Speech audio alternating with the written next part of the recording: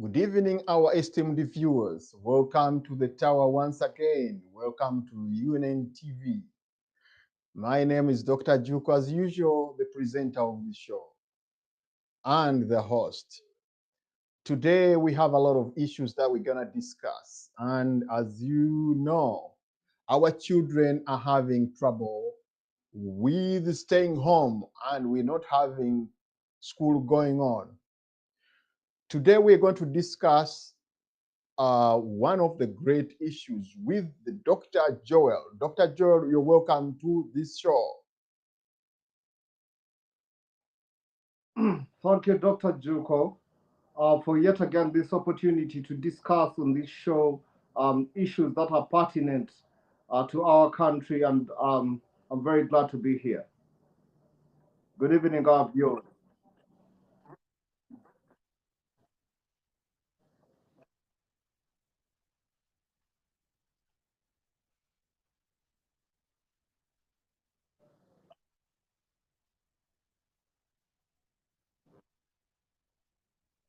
The math of COVID. If you analyze properly, during the pandemic, many parents had experienced increased pressure and erosion of to social support with implication for their mental health. There is a survey that was done by an Anadolu agency, which indicated the majority of parents during the pandemic had financial problems. And this financial problem brought about social isolation. And this affected the emotional experience, that is about sadness and loneliness among children and the whole family. There was also a problem of uh, children staying at home, in which, when children are home, they tend to have a lot of issues. The parents have also experienced problems of supervising their children as they stay home. Talk about the social delinquencies as well. Our children are finding a lot of hard time to adopt to staying home for all that time, and so are the parents. In one of the educational analytic document that I read about this week, it showed that 90,000 girls under the age of 18 got pregnant in the pandemic. Dr. Joel, with your experience and knowledge, I want you to dig deep in here and tell us what are those aftermath effects of a child and the family at large. Oh yeah, thank you, Dr. Juko, for this summary. Of course, the effects of the pandemic are still far-reaching. Some of them we are still getting to know about them because the economy is not yet fully opened.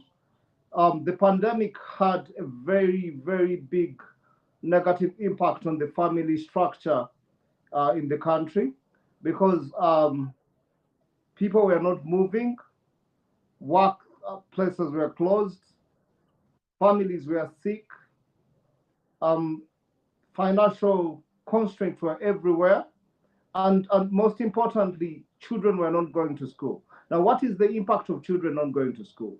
One of the biggest family planning methods that the countries rely on is education.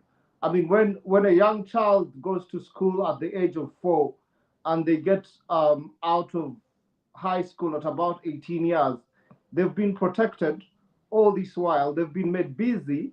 But now here we are having a lag in school going behavior for about 2 years.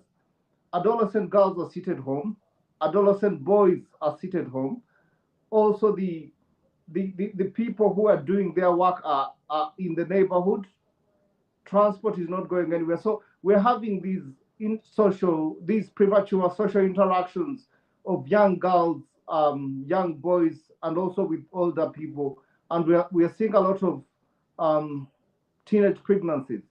Now, these are going to further make the problem of economic empowerment very difficult. Because if you're having a young child give birth to another child, they do not have any financial backbone. They do not, the families themselves, the parents who are usually the go-to people are struggling financially because the pandemic left them not working. So this is a very, very difficult situation. In addition, because these children were at home and their families are struggling, we saw a lot of child labor. We are seeing a lot of child labor because these children are hungry. They have to fend for their homes. So, Dr. Jogo, it's a melee of issues as a result of the pandemic.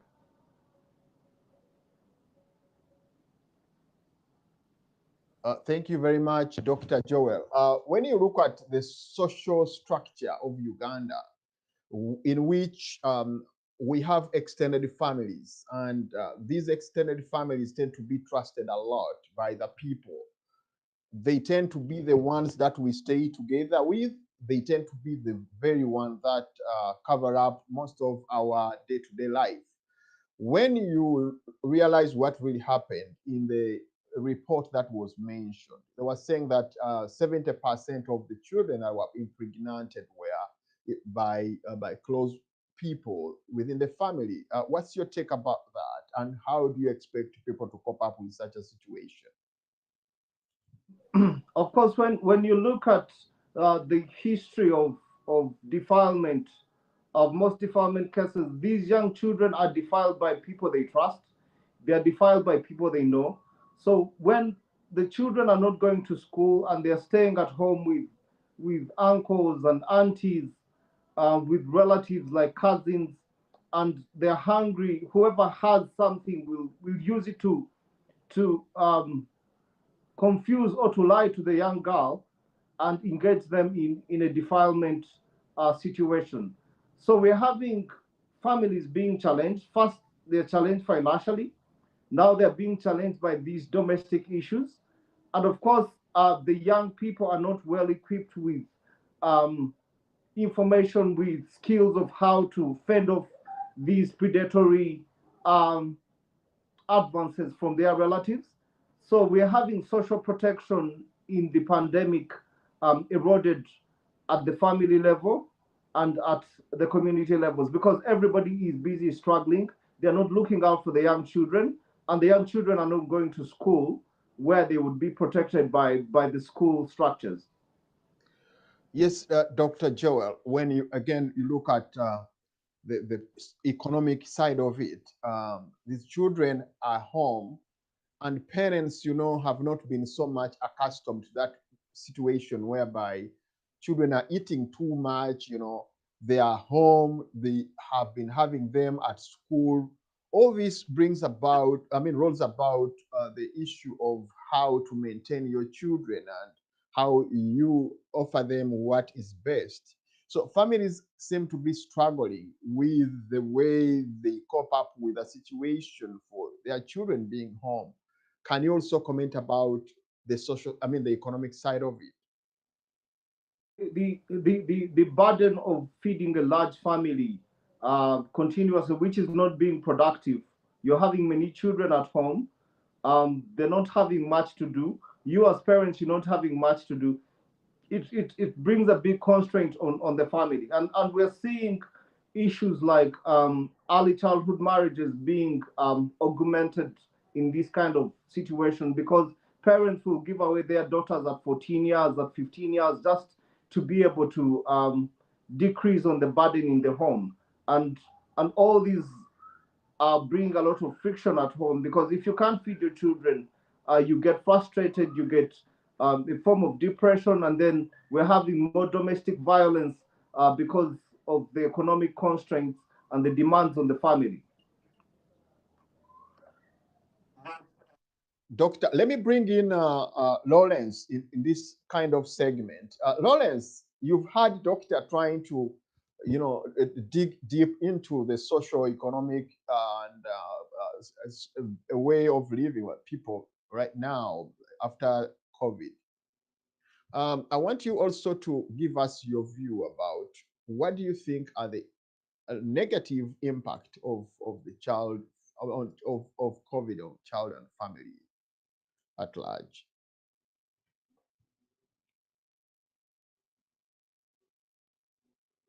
All right, thank you so much, Dr. Jericho and Dr. Noel, fellow hosts. If I'm to just look at the way the pandemic has actually, outplayed humanity, because I don't think we had prepared so well for this kind of scenario globally. Even if there were a few case studies, I think we had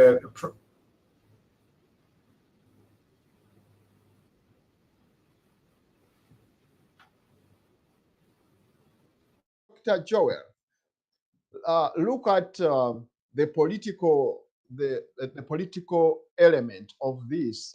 Though I don't believe doctors are too much in this side of politics, but according to your observation, does COVID affect the performance of government leaders or political leaders in this regard? Yeah, well, when we look at the political challenge, of course, we had the first wave in 2020 from April, and we had a very, because we're not as a country and as a globe, we're not ready for this.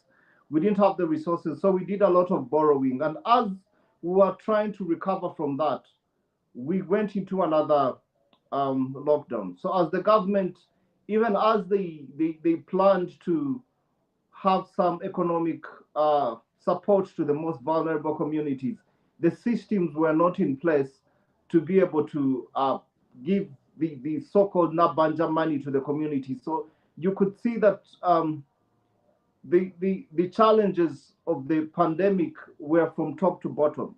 The government had the challenge of being able to keep the systems running since we're from one outbreak into another. And even our support system, the donors, were still faced with the same problem. You could see that the impact of the government not being able to sustainably or to efficiently cover the gaps created by the pandemic have been felt and are still being felt by the population. Dr. Joe, let me bring in again Lawrence. Lawrence, I think your sound is now working properly. Lawrence, when you look at what Dr. Joel is talking about, it really goes into almost all the spheres of life when it comes to the people. Can you also dig deep into that and see how how do you think COVID has affected the people of Uganda? Well, thank you very much, Dr. Jericho. I hope my sound is now better than before. Yes, go ahead. Thank you so much. Okay, if I may, I had just started to introduce that, yes, COVID, no nation or no people on earth had actually, planned that well for an event like this, and more so for the effects that were going to, come out of this global pandemic. We can only speculate and try to, work with what we know. But again, with the effects of any pandemic, no one exactly knows how it's going to exactly impact on everyone in every society. So looking at Uganda specifically, with the numbers you're reporting right now, over 90,000 teenage girls getting pregnant, it serves more to show you exactly where the pandemic has actually put us. I don't think we ever had a scenario like that planned out. In case COVID or a pandemic happens, I don't know whether the Ministry of Disaster Preparedness had had anything running in that direction. But again, here we are. We're stuck with all these girls who are going to be young mothers. We can only hope that they are able to deliver these kids very well, and because already we have a very high mortality death rate, among expectant mothers. Either the kids or the mothers usually are lost in that process.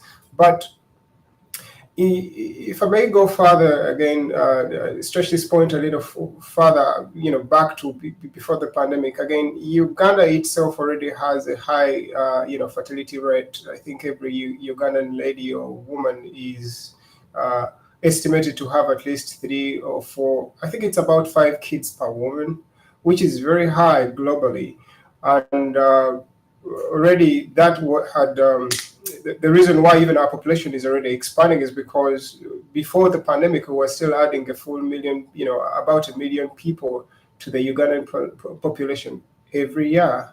And it's the reason right now we're at about 40 million and growing. So if you add now COVID to this, I think it just served to accelerate an already dire situation we're already battling with.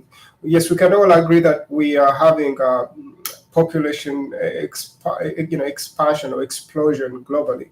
But for a country like Uganda, if you already have your boundaries that are not about to stretch any wider than they are, and then you're continuing to build up these numbers, at a certain point you're going to be dealing with very adverse effects that are going to affect, are going to stretch into the economic part of life, the social aspects of life, and oh yes, of course, also the political, because when people have nothing to do economically, they are going to all probably turn to politics, because maybe that's why they feel there is more livelihood or money or something, that is going to make their life experience more enjoyable.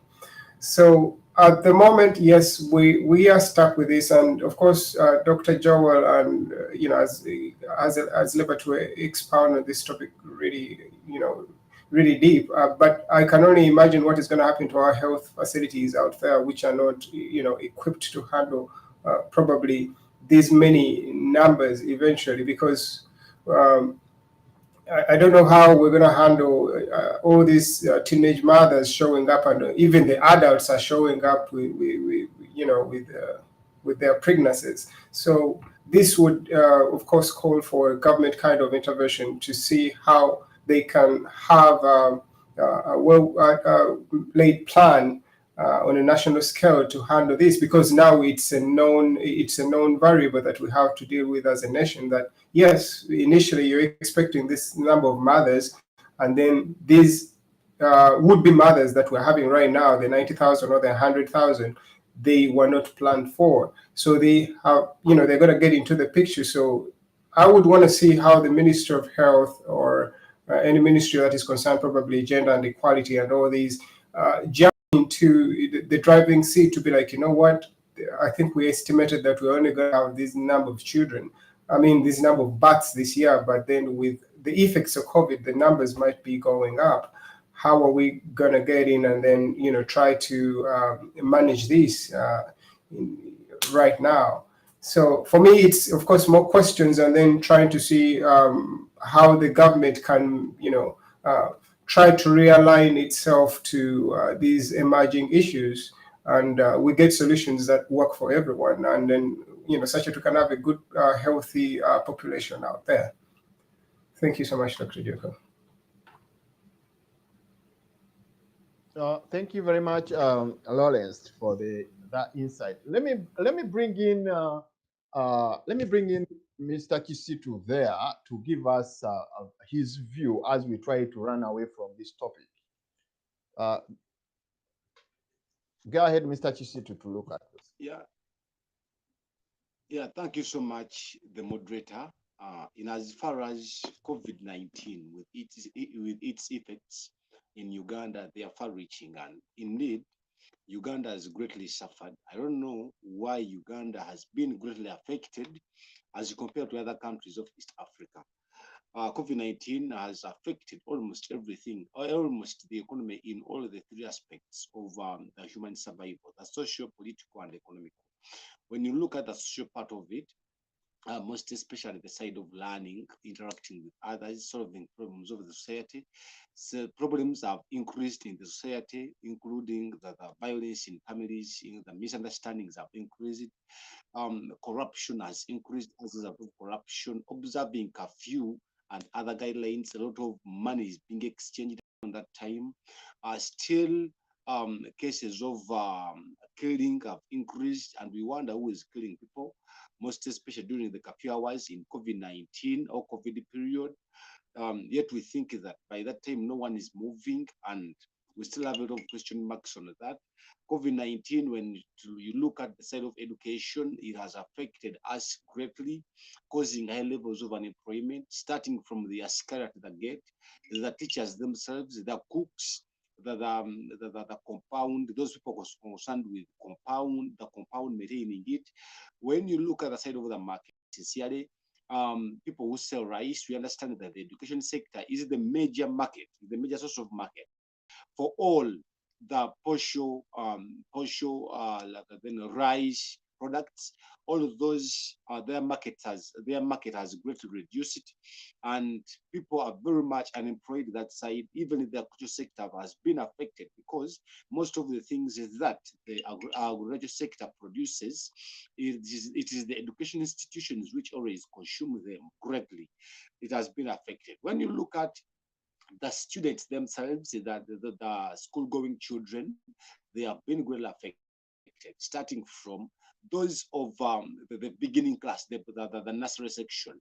And what parents have resumed through this time around, there are those teachers who have started up the coaching part of it, and they are doing it within their homes to make sure that they can help those young boys and girls who cannot learn, who cannot read and write, at least understand how to write their names. But they have grown up into big boys and girls, moreover, below the age of, let me say, the age of 6, 7. Those kids have not been to school at any point. Then when you look at those ones about P5, P6, P7, around the adolescent stage, and those who don't know how to handle this, yet their parents have almost limited experience of how they can take their children into that, they have faced the problem of pregnancies, which by now as we speak, they are at 34.6% as per the report, which I have, which I happened to receive this week, or last week, yes, last week, 34%. Then we don't know what next to those kids. Then still, as COVID-19 proceeds or continues, Uganda is yet to face another pandemic called infodemic. Infodemic, that is lack of information, lack of knowing what to do, well, not knowing what next, not understanding what the world really wants for one survive. And the president coming up at one point saying that it is better for someone to get pregnant rather than dying. Yeah, and the question that we always pose is that how many children have been affected by COVID-19 severely, how many have died? That's a question.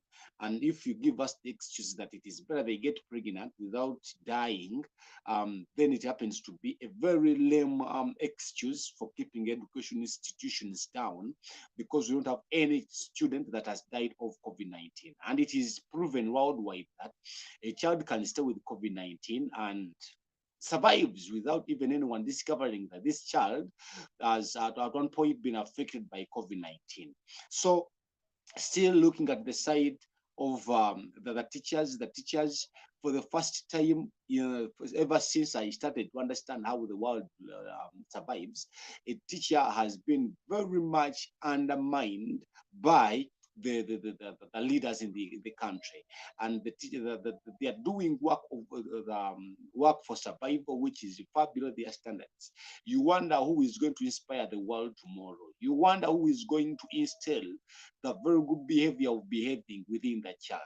You wonder what will happen, and as a way of forecasting the future, what will happen still if the world doesn't have anyone to make sure that we nurture the future generation, then expect it.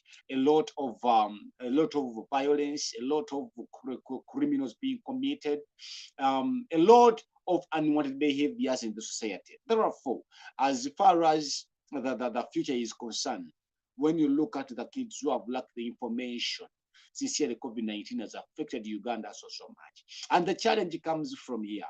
For the international schools in Uganda, they are studying. Those kids from well-off families, they are studying, or from the first family, the families, they are studying. Students or parents who have got some good money, their kids are outside studying. Those that can manage to take them to international schools in Uganda, they are studying. Then you wonder whether there is a section of the economy that is being prepared, in as far as the kids are concerned, or the future generation is concerned, is being prepared to control the nation, to control everything, to control the aspects of the economy. That is being prepared, and there is that section of the economy which will always remain as being the subject to those ones, and that section of the economy which comprises of the majority is not acquiring anything.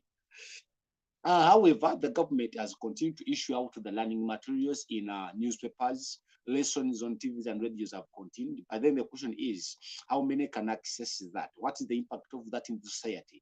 And so on and so on.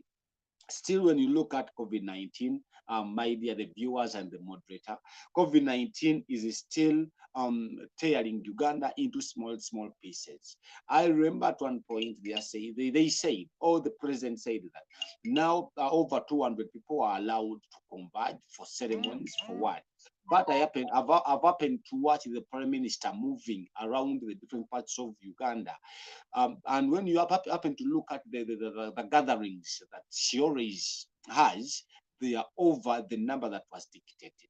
And of recent, we had the functions at Kororo, and the president presiding over that, and they were over. That is the Independence Day. They were over the 200, the number which was dictated by himself. Then what next for the country? COVID-19 is still a challenge in Uganda, and the challenge is as a result of the mindset of those ones who are controlling us. I beg to submit. Thank you so much, the moderator.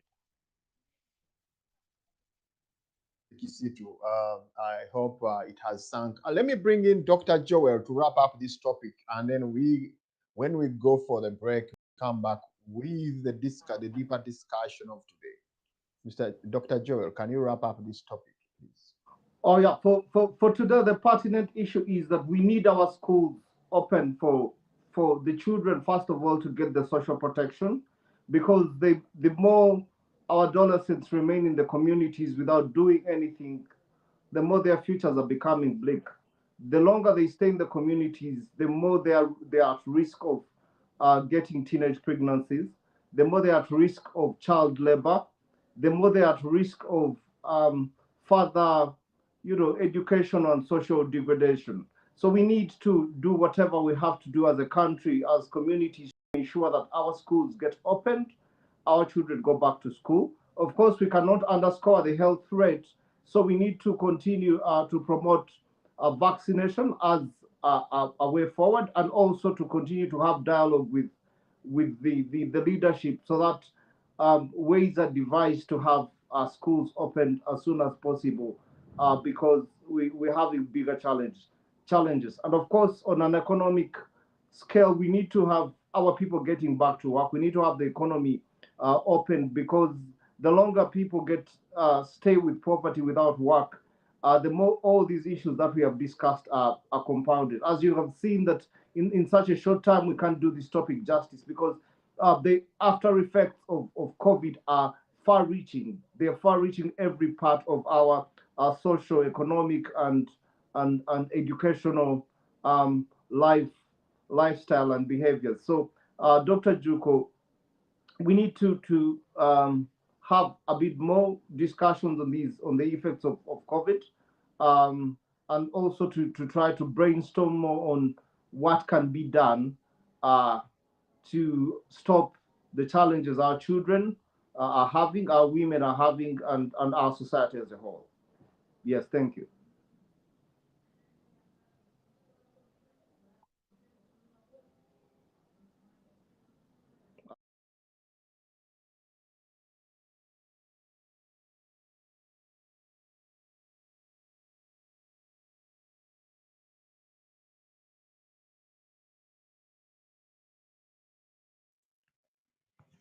I hope you have been having a very good discussion with us all along, and I believe everyone does. So I hope we're going to go for a break, and as we come back, we are going to dig deep into the discussion of our activism and revolutionary politics, as it seems to be replacing the traditional part of of the politics that we've been having all along. I hope you stay as we come back. Don't go away.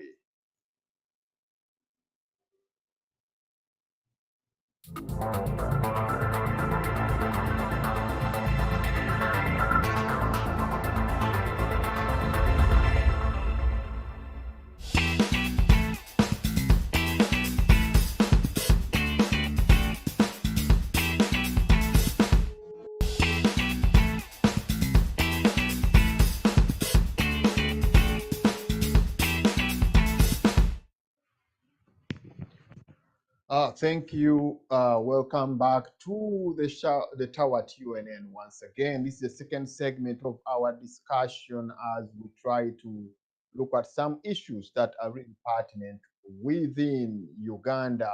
And today, as we have mentioned it clearly, that activism is trying to replace the whole political structure that we have been having. I want, when you look at what is happening today, we have a lot of activism politics and revolutionary politics, which is transcending the political spheres of life. In Uganda, political parties seem to be, or ought to be, a very political institution, a serious political institution in functioning of modern democracy.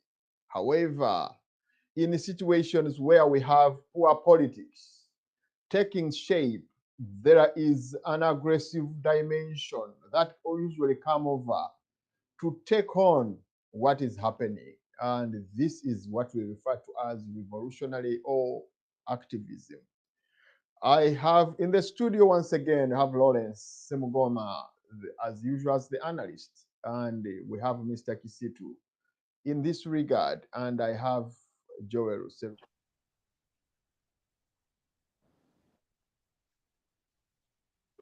Lawrence, let me start with you. When it has become a very big problem that people tend to think of politics as a bad act. People tend to relate politics to something bad, something which is not, moral, doesn't shape people morally upright, and they attribute it to the other saying that politics is a dirty game. I want you to dig deep for us, first of all, and tell us what is politics and how does this politics, how can it be played in the environment that is very conducive?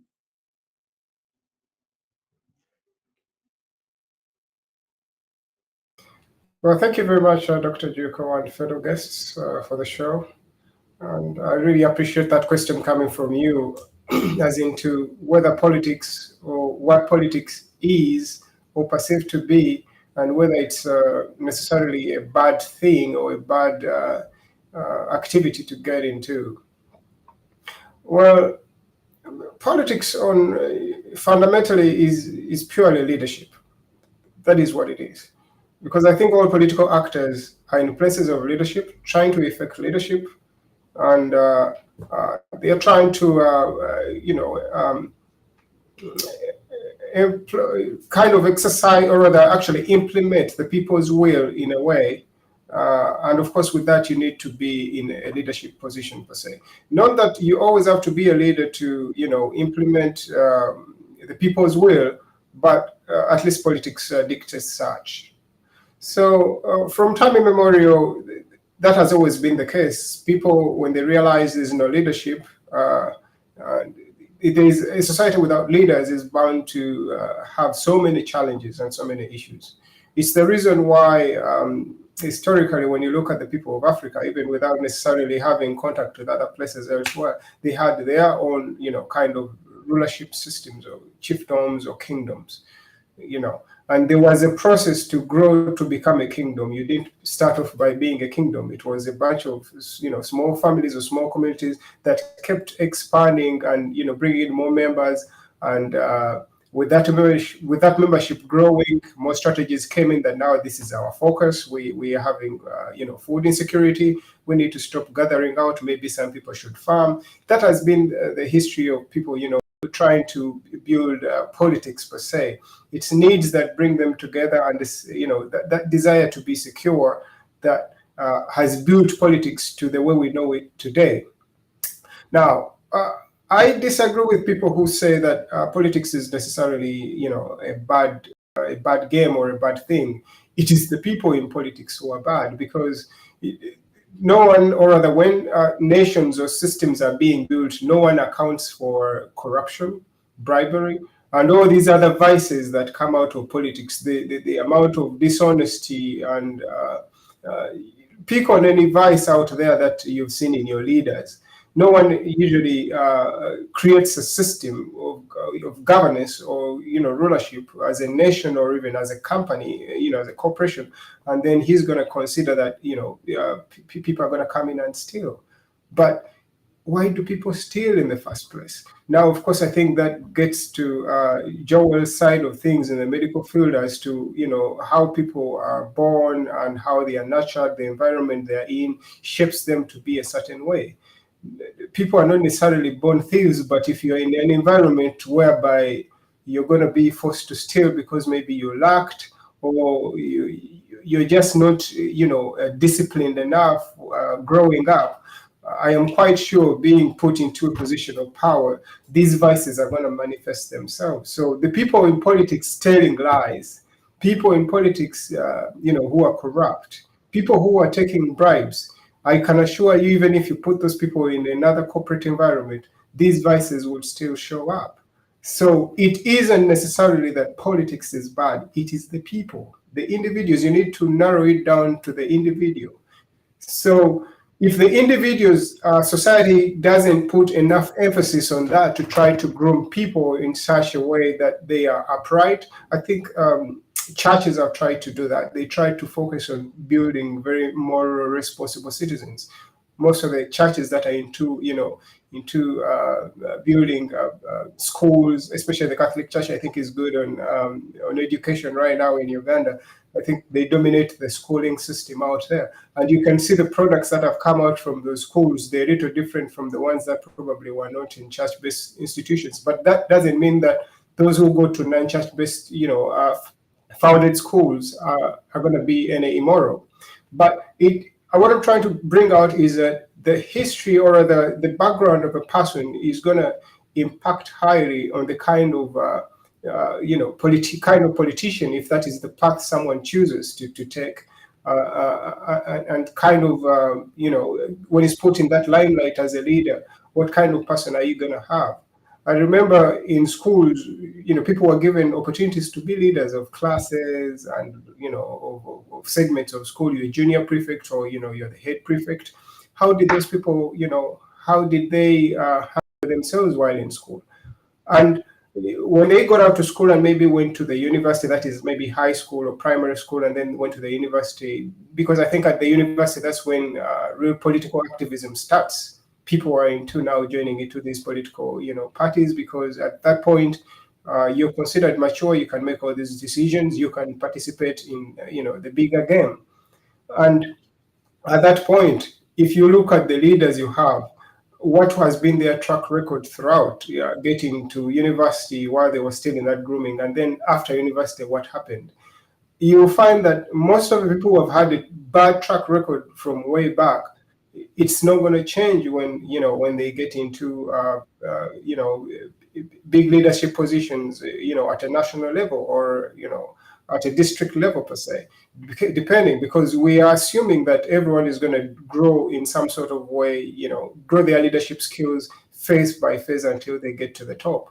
So on that note, I would basically just look at this person's background and how they were groomed in order to tell you what kind of politician they're going to make. But again, there are a few scenarios you don't prepare for in politics, because you realize that there's slander, there's backstabbing, there's all these other forces that are in that terrain. and they might bring out the worst of you. So some people might have had a very good track record from the way, from way down. They get into politics, and then the worst comes out of them because they are now trying to fight to save themselves. I don't mean to bring up names, but if you're to look at a person like right now, I think the incarcerated Honorable Segerinya, he has, you've all been following him, or the nation has been following him, and just look at where he is right now. I'm not saying he's going to become a bad politician, but if a batch of misfortune is going to happen or befall you at a certain point when you're trying to, build your political career and probably do good, I mean, I don't know who would blame him if at all he got into a kind of politics which is no longer the other kind of activism politics, as you called it, because I think he's presenting himself as an activist, and he has had a good track record so far. And right now, look at where he is. So that is just maybe just looking at what is playing out there, in the political arena. But other than that, I wouldn't really concentrate on what is bad about politics, because we all get together to frame a system that is only supposed to better humanity, help us achieve our objectives in life, our aspirations. We all have dreams. So politicians are only supposed to kind of mold society in a way that people are able to live peacefully and, achieve their dreams and maybe leave the world a better place than they left it. I beg to submit at that point.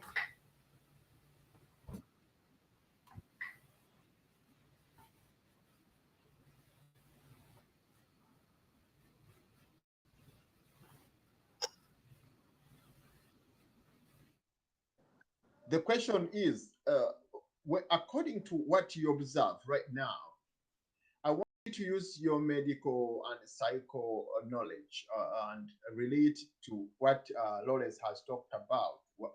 What is that reactionary or activism and that activism and revolutionary politics when you define it? And secondly, I want you also to identify the real cause of that direction. Is it generational? Is it as is it a general trend of the world? Is it, what is it?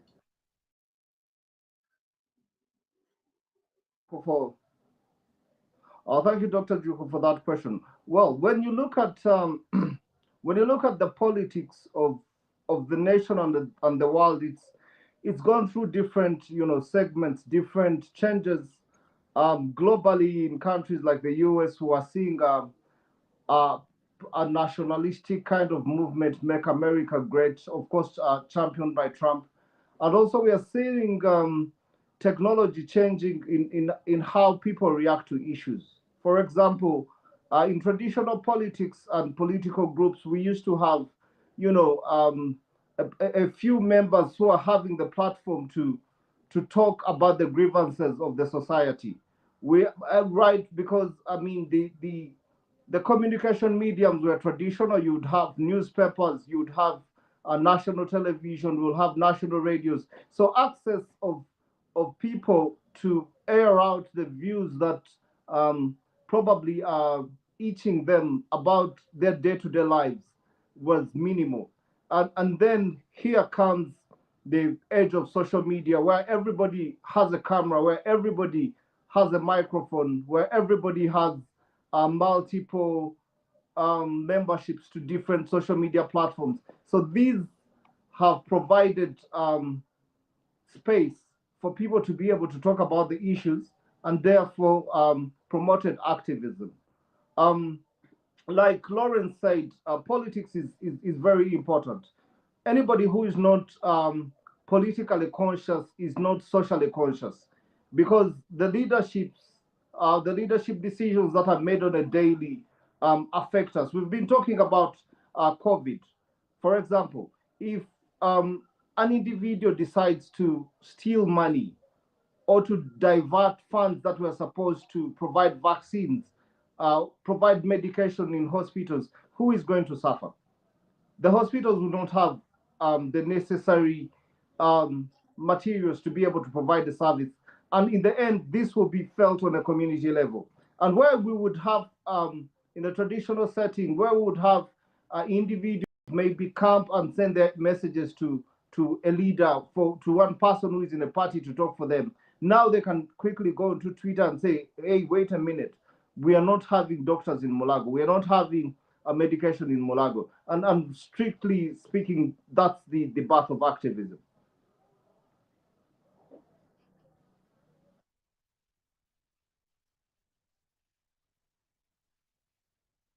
Look at what is really happening.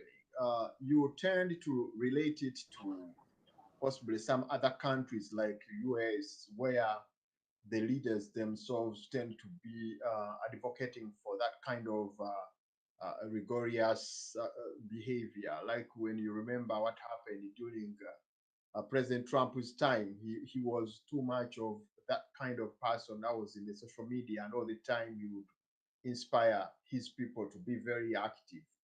Would you think we have leaders in Uganda that that category, that type, who are very, rigorous, who are trying, who are quite, very active, and people look at them? I mean, look at those leaders and think possibly that activist kind of activities can help to, change government. Oh yeah, well, definitely. As you've looked, we were in January. We were engaged in an election, and we had people who were previously not traditional politicians, to say people who had not been in our political space for a long time, as as we would have historicals per se, coming up and making an impact, getting fighting for particular reasons and for particular causes. We had the National Unity Platform (NUP) have so many. First, it was just it wasn't a political party. Um, it was a platform, an activism platform, and yet within a very small period of time, because of its activism, it was able to organize into a formidable political party. And what we saw from that, and the power of activism and the power of social media, we saw that as long as messages can be passed across, um, people can be able to listen and people can be able to react. And yeah, to be very specific, we have so many of those leaders.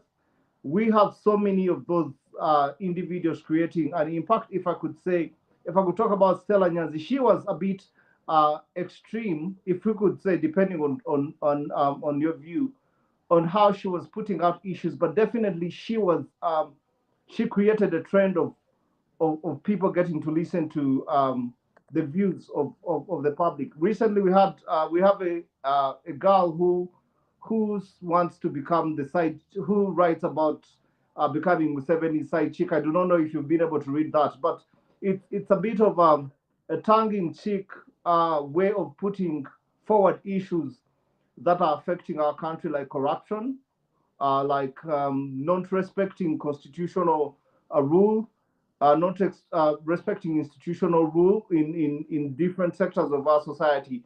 And I think that activism is a very powerful tool, and it is very active in our own country.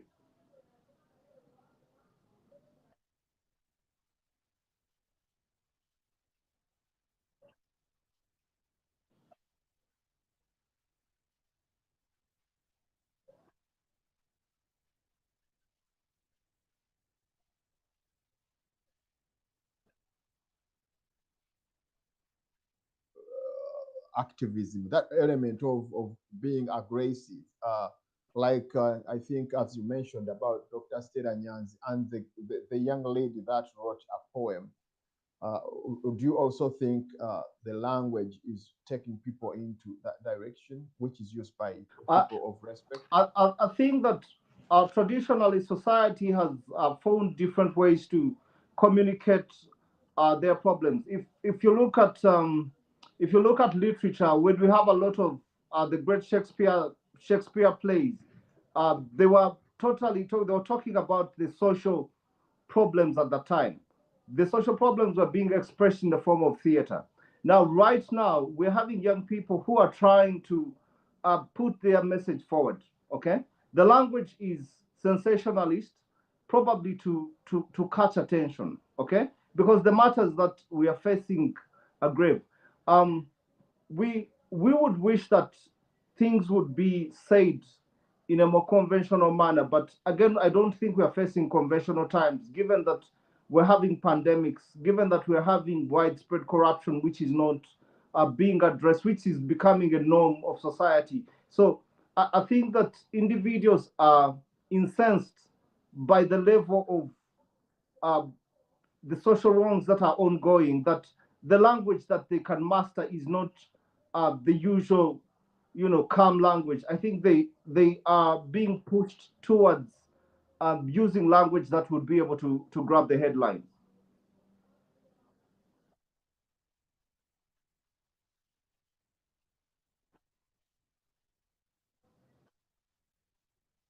uh, uh, saying that or belief that this activism and revolutionary politics is bringing a lot of radicalism, and it is bringing an apologetic, or what we would call low-level leaders into scene, because people who are of a certain class are not ready to, go into such kind of politics, where there is a lot of like running around with tear gas, holding TVs and all that, taking pigs to, to the parliament.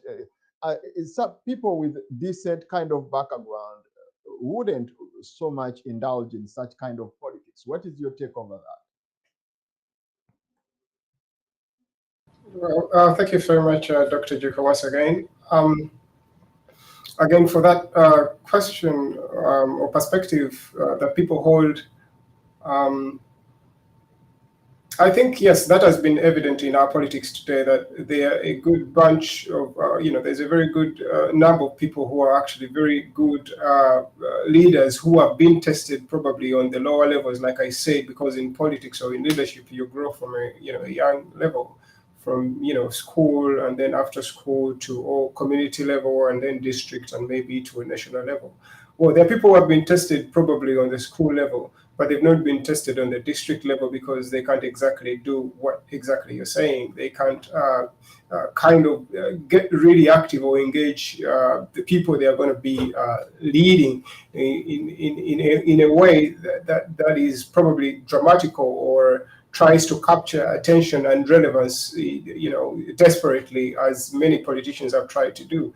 I think you've seen so many of the young leaders right now that we have. I mean, by the young leaders, those are probably the politicians who are below 40, or or 45, if that's not far out.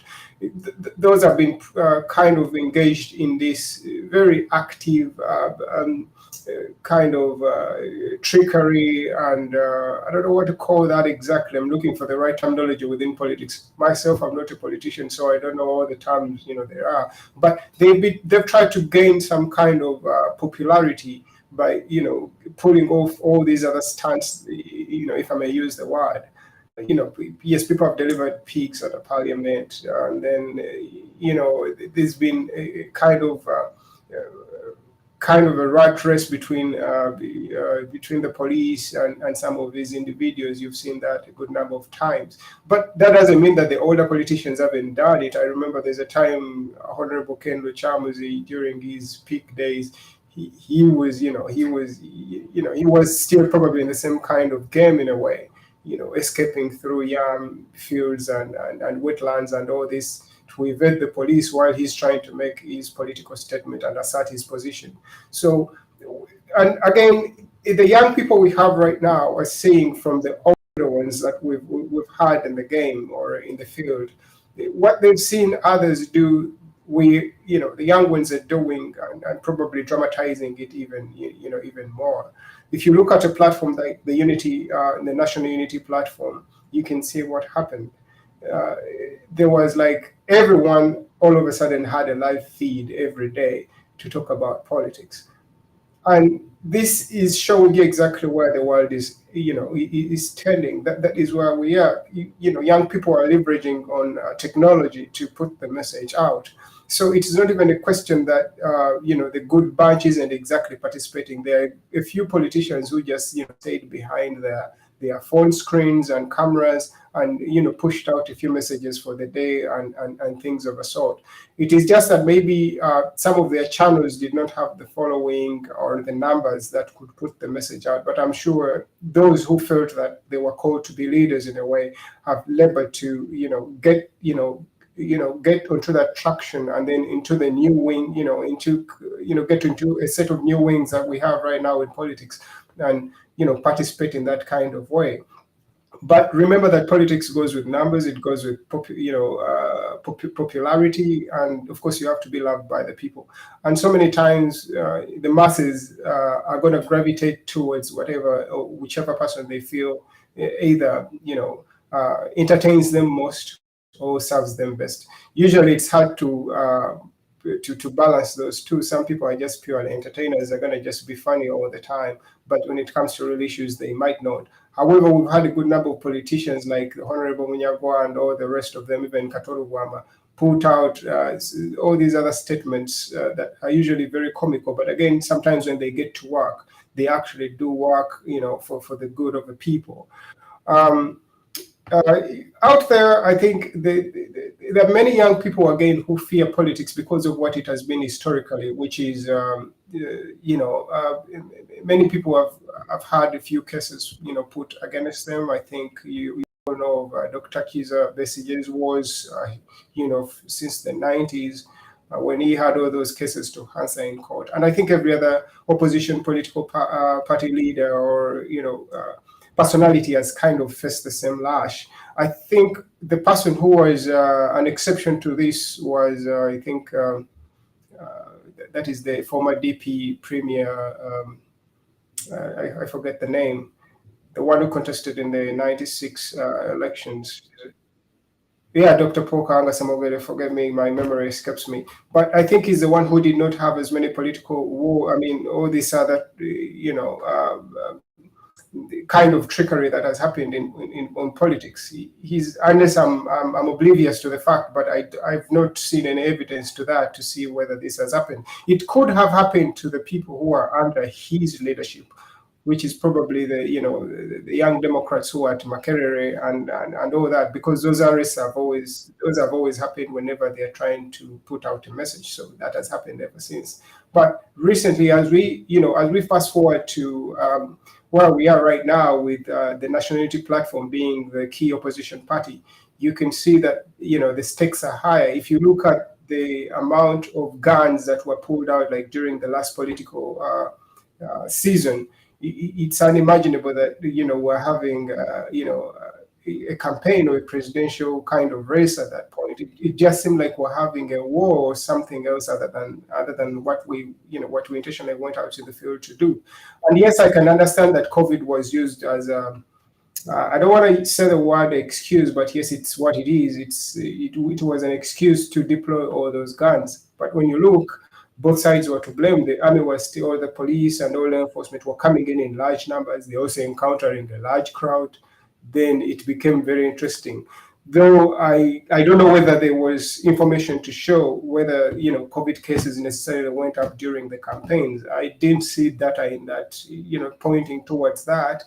But I think we can admit that the numbers tended to go up, I think, after the elections. Probably, by then it was an incubation phase by then.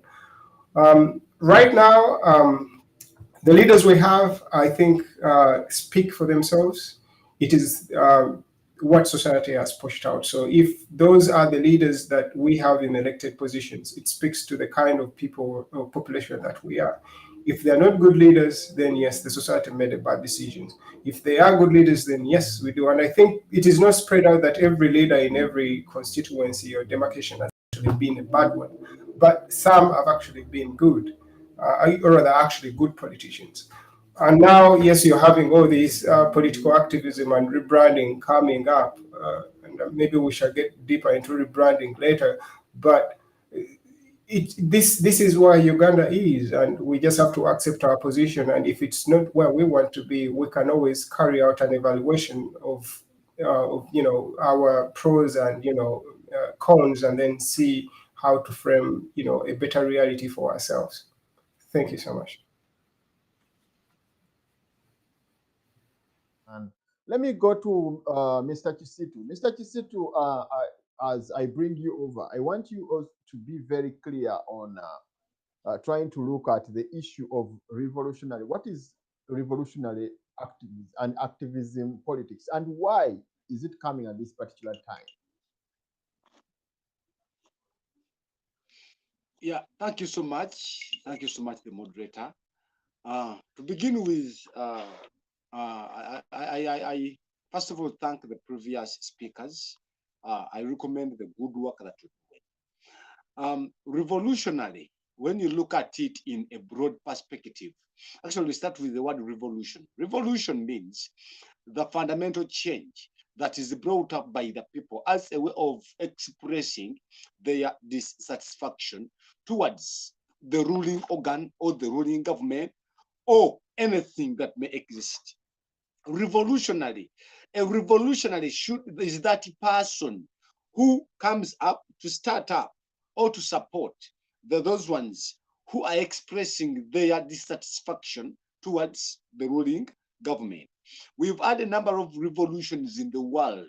And to start with, the most famous one that everyone at least has read about at one point is the 1789 French Revolution. We had the Egyptian Revolution as they are trying to get their independence.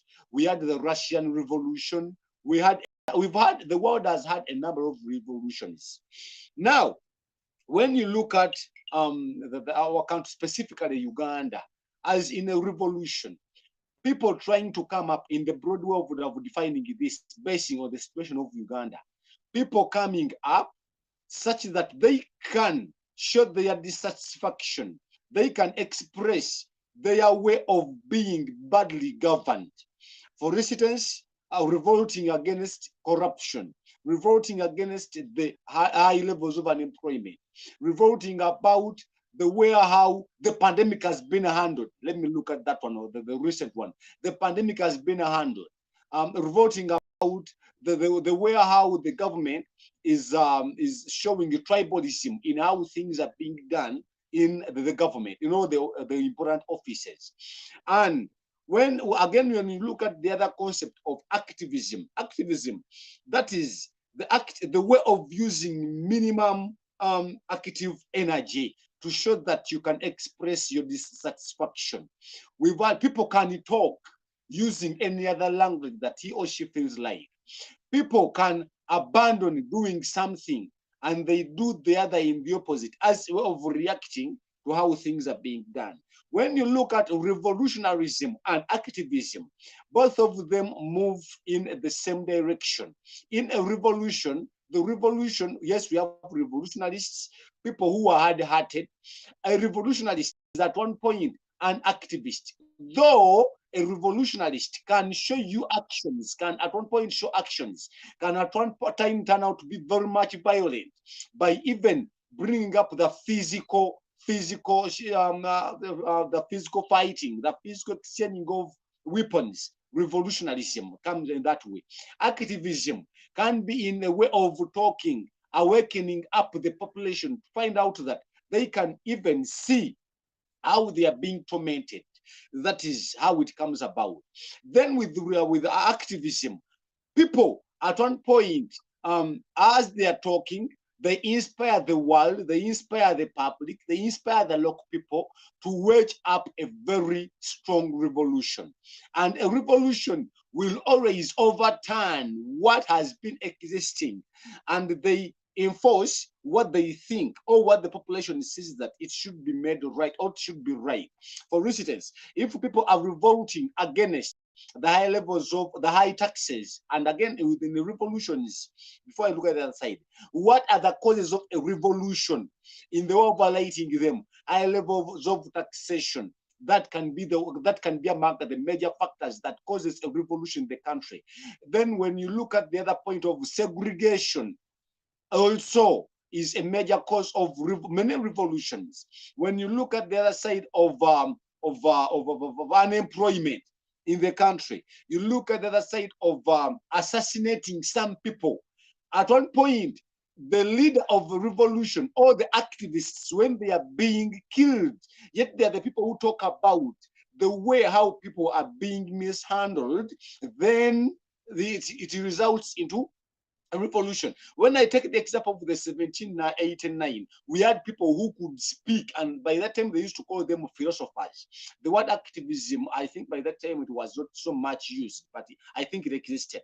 But the philosophers, they used to speak out, they used to write articles, some used to sing songs, some used to go even to the theaters to perform on stage so that people can even get to know that this is the way how the government is torturing us. Even the other one who was sleeping could wake up to understand that really things are not going on in the right direction.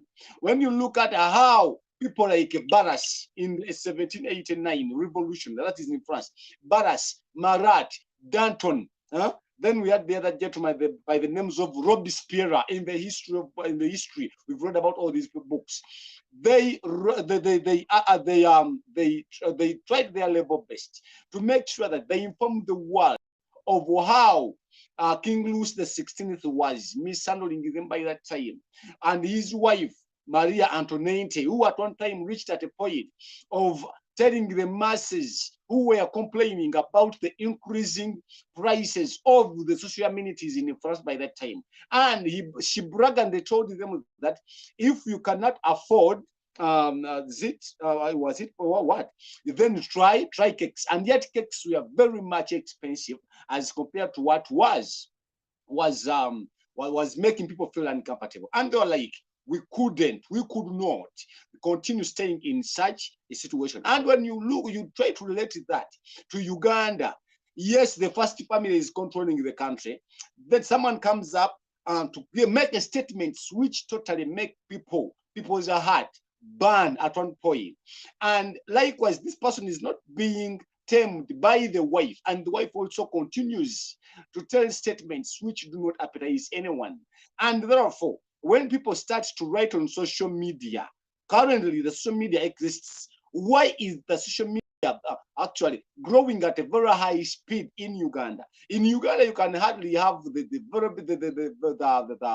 very big congregations that traditionally used to exist. In Uganda, you cannot have that today because of the public order management bill which was passed. And therefore, that even gives a chance to the armed forces to always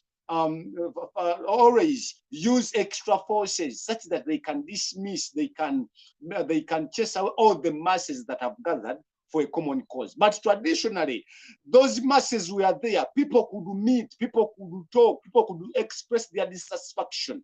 Today, it is only through the social media that you can write articles and they circulate, that you can make videos and they circulate. For example, we can use this platform that we are on right now and we are teaching the world how things are going on and therefore what we should do. Those who understand will pick sense and you will see something and people will always behave accordingly. However, when we look at activism in it, what are its bad effects, the negative effects of it? Though at one point is very good. However, in the country which is not democratic, in the country where autocracy is at the top of everything, activism will always be treated as being bad. In countries where democracy is at the top, in countries where democracy is respected, activists are always listened to and governments always adjust accordingly. And we have seen this everywhere, that those countries, the first world countries, people at the opposition are not always enemies, and always activists are always at the opposition side of the government. But when you look at these countries which are autocratic in nature, the activists are always treated as being staunch opposition members who will never support the government, who will never even look at a good thing as being fruitful at one point. That is how they misunderstand that. That is why you reach at a point and you see someone who is trying to agitate for the rights of the others, and you treat that person is looked at as being a menace in the society. And in the way of looking at that person as a menace in the society, this person is made to feel, you know, we have got feelings. Human beings have got feelings. You find which words to use in the way of activating or in the way of agitating for the rights of the rest, in the way of showing your satisfaction, and you fail. For example, Madam Stella Nyans, Dr. Stella Nyans is being blamed for using abusive language to the first family. But which avenues could the avenues that this lady could have used at one point were blocked? If they are blocked, then what do you expect from such a lady? That is why you will see using of a bad language which is not accepted in the society, which everyone will blame. But if we look at the assessing, examining part of it, we shall come up and ask ourselves, why did this person use such a language? Didn't other ways of communication exist? Sincerely, when you try to assess that so much, you will end up seeing that somewhere, somehow, there is a weakness which must be solved. And yet the person who is supposed to solve the weakness is not ready. That is why you will find people using the abusive languages and even signs. Still, in activism, the effects of it, there will be torture of people. There will be torture. At one point, I was listening to some of the petitions on TV and following them that some NRM member was trying to bring up the defense that the elections were not free and fair on the side of NUP, that he was being, the voters were tortured, they were what, and so on. Giving those as the defending points to his side. And sincerely, we find out that in activism, we shall have torture, and torture is, okay, we could say that it has been there, but the person in government will torture the activate or the person trying to come up to show the world that things are not going on very well. We shall have the emerging of the illegal safe houses, where even the officials will never be allowed to access such areas. We have seen them. After demolishing, after removing in Alufenya, there are those safe houses which even you don't know. And people can tell that, please, you go at this side of Unsad, you will find one. When you go to the ends of Muyenga, you'll find one. When you go where they are there, which cannot even be accessed, even when the parliament tries to force itself, even all the Human Rights Commission trying to force the security officers to allow them access such safe houses, they will never, because they exist to tame the activists who are trying to show the world that things are not going on very well in ABCD and area. We shall have rampant killings of people in the way that are not even, in the ways that cannot even be explained. And people will continue to demand for reports, and reports will never come.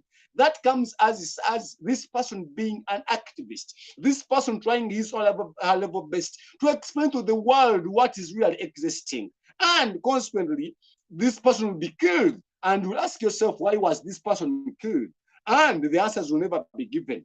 And that as is out of activism. In the countries which I mentioned first at the beginning, that where autocracy occupies, where democracy is not given respect, we shall have a lot of allegations which are even not true as a result of blocking people who would fail to express their dissatisfactions. And you've not come up to give us the true cause of some things in the country, and people will start to bring up different theories which not even relate. And in Uganda, actually, in particular, let me give you this as the example, which is very vivid and feasible. In Uganda, that is where you're going to find a lot of allegations that come up, and nobody comes up to clear the air. When the spokesperson for police comes up to clear the air, you will see this person again telling total lies. You wonder where the country is going. This person reads the paper, which is not even very much vivid.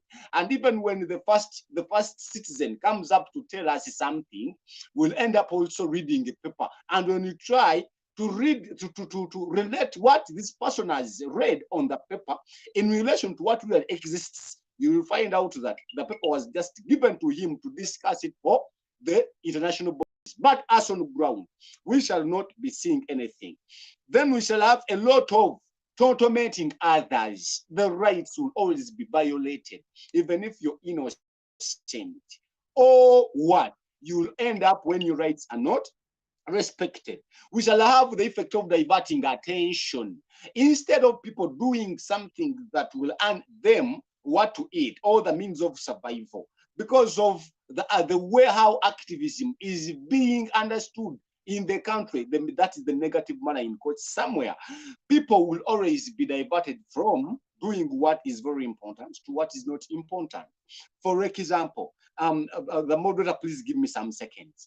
For example, we have now people trying to show themselves or trying to put up themselves on the podium that they are trying to activate for change in Uganda. But the world is not paying attention to them.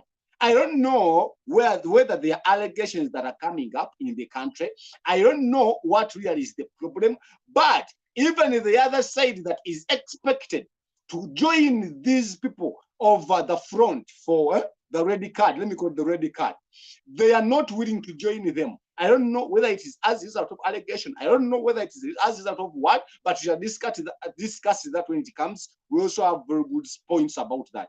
Consequently, as is out of all those above, scaring our investors in the country, because not everyone will feel the country as being socially unstable and politically unstable because of the effects that I've told you about. Then still people will be frozen. Those who could come up and speak for the rest will be frozen, and everyone will have the fear to speak out. And that is what exists in the country.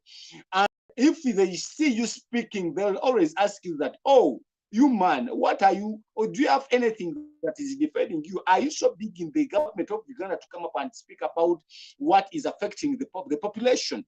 Sincerely, you will see the economy of our country going to the direction which is undesirable. I beg to submit. Thank you so much, the moderator. Thank you very much, Mr. Kisipu. It's a pleasure. It's a pleasure. I think let's go for a break for a moment. And when we come back, we're going to go deep and look at what is that transition? Is it that political revolutionary group that has emerged? And we look at the People's Front for Transition, and we look at what we expect out of it and how are we going to have it in the future of the politics of Uganda. Don't go away. We are coming back.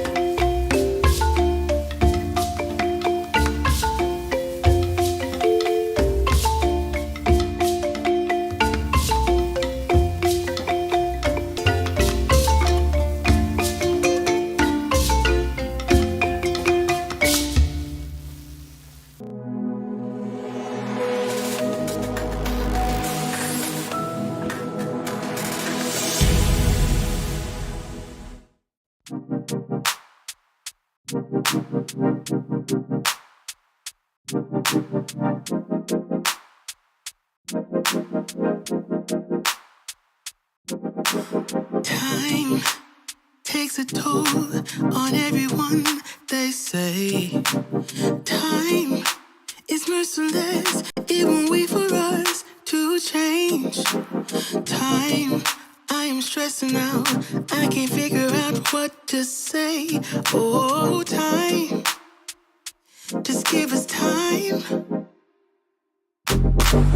Time, looking back on pictures, and I find it hard to see you and myself in places where we used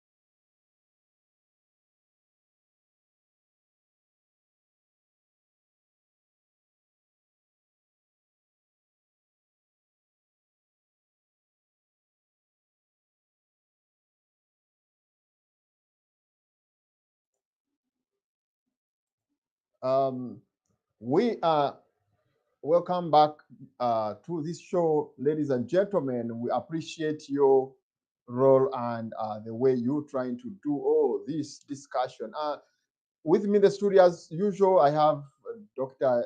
I'm your host, Dr. Juko, as well, Dr. Joel Servanja, who is an analyst. I have also uh, Mr. Lawrence Semugoma, who is also our usual analyst, and I will have Mr. Kisitu, the teacher, who is also an economist. In this regard, we are trying to analyze these great issues of our nation, Uganda.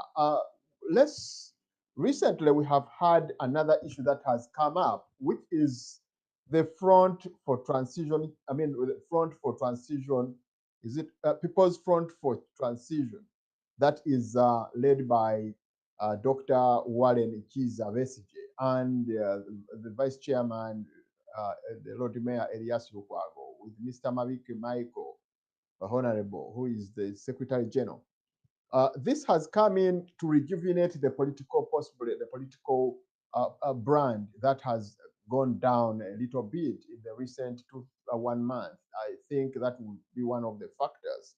In this, we have seen that they have issued a red card to the president saying he is not fit anymore to be the president of Uganda. Let me bring in Joel. Let me bring in Dr. Lawrence. Lawrence, according to what you see, do you think it's very relevant to bring in a new political kind of a political group?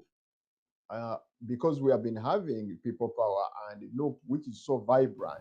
Here comes another one. Is it intrigue? Is it envy? Is it jealousy? Or it is a normal political contestation? Well, thank you very much, Dr. Juko, once again for that question. If I may just get straight to it, with all this rebranding that the old timers or the old politicians are doing at the moment, it's not really necessarily the first time. I think we've had a good number of those old politicians who are 10 20 10 15 years into the field, always kind of metamorphizing into another political arrangement or political party per se. So this isn't necessarily like the first time it's happening, but again, of course, it raises questions as to why it's happening right now, more so when kind of the most intense political season is closed. The idea of Dr. Kiza Besigye, Council Elias Lukwago, and all these other, Honorable Ken Luchamuzi, Honorable Mike Mabike, who we missed on the show. I hope he was here to expound on this. Coming together, and then they formed that, new activist kind of group or political kind of narrative that, they're giving the regime a red card. Yes, it does leave some more question marks of why now. I mean, it could have made more sense to open that kind of chapter just before, the presidential elections, and then you could use that kind of synergy to, because all these political players who are into the pressure group right now, who are coming from different political parties, this would have kind of run kind of prior to what People Power was doing at the moment. But they chose to stick to their corners at the time. Some of them sought to first consolidate their positions, which is, if there's a rerun, like Councillor Elias Lukwago had to first get back his mayoral position. And again, it's interesting that right now he's working with, Councillor Lukwago is working with Mabike at the moment, yet I think before Mabike was sort of on the opposing side. So yes, maybe that's a nice spin-off in that people who are initially at kind of divergent positions are coming together, to form a kind of a uniform kind of force to go against the regime. But those efforts are very well appreciated, I guess, on the widest scale of things. even if there are questions, to ask us whether this is really relevant right now, because is that what you're going to be doing for the next 4 years or 5 years while the regime is doing what it does? And if I may, what has happened, I think, in the past is that these politicians can come together like they are right now after political season. Then when it comes to the next political season, everyone runs back to the camp. That is going to guarantee that they get a re-election. So I am waiting to see whether this is going to kind of happen, or rather play out for these old-timers. And yes, they have a big kind of mandate right there as to how they're going to try to send their message far and wide, and kind of, push the message the way People Power did with its all social media engagements and all that. I'm keen to see how, the red card pressure group is going to kind of organize or rather implement this strategy to unseat the current regime. However, if I may just go back a little back in history as to where this kind of rebranding or activism sometimes comes from, I would more so look at the history of the United States kind of politics per se, as as our producers actually put it up on the screen. Immediately after independence, remember that the people from the US were people who had actually run out of Great Britain or England at the time, and they had come here. They had all the ideologies of how the world should be run or could be run, and they came and then tried to implement that system here. Now, initially, it was the Federalists who were, I think, at the forefront of politics here in the US. And eventually, the people on the opposing side, I think, were considered the anti-federalists at the time. And those anti-federalists, then, in the 17th century, are the ones that kind of transitioned into the Democratic Party, which was, I think, led by the Jefferson. Initially it was called the Jeffersonian Republic, but yeah, that is how now the two-party system kind of gets into play. And there's a whole season for that kind of politics in the US in that era, which is about probably 30 years. That is the two, views that were, standing side by side in the political arena in the US history. When you come to the 18th century, then you get more factions coming up. You had the Nationalist Republic Party coming up. You had the Whig Party coming up. So you can see more and more factions, kind of where we are at the moment, in that even, in Ugandan political history, we had those many political parties immediately, the Kabaka, UPC, and all these Democrats and all that. And many of them have actually been washed away, but some merged or, transitioned into other parties. Coming forward closer to probably where you are right now, to the sixth kind of party system. So the US has had probably 6 or 7 party systems, running per se, and for each system or season, there are different actors, different players, different kind of challenges that they have to deal with at that point, and whichever political party kind of presents the best strategy to solve people's issues is what takes the win. It's why you see you never have the Republicans win maybe 50 years or 30 years in a row. There's always a balance of who has the best kind of attack vector for the issues that people are facing. And looking just at where Uganda is at the moment, it's sort of the same thing with our political kind of players in the field. We have, yes, the NRA. Most of the people who are within the NRA or the NRM right now, the movement system, all these people came from all the other, the other parties, and they all just got into this other movement. As you hear, it was a movement, not necessarily a political party per se, though it had to transition into a political party, I think, when they had to open up the ground for other actors, and then, put some kind of competition of ideas in the political arena. And I think it has played out just okay, though, of course, we can say there's some heavy-handedness on their side because they're so desperate not to lose a grip of what they've achieved or managed to get in a hand, and they're trying to keep everyone out. So all the vices that my colleague Chisiti was pushing out of they're trying to kind of exclude everyone from, participation in per se.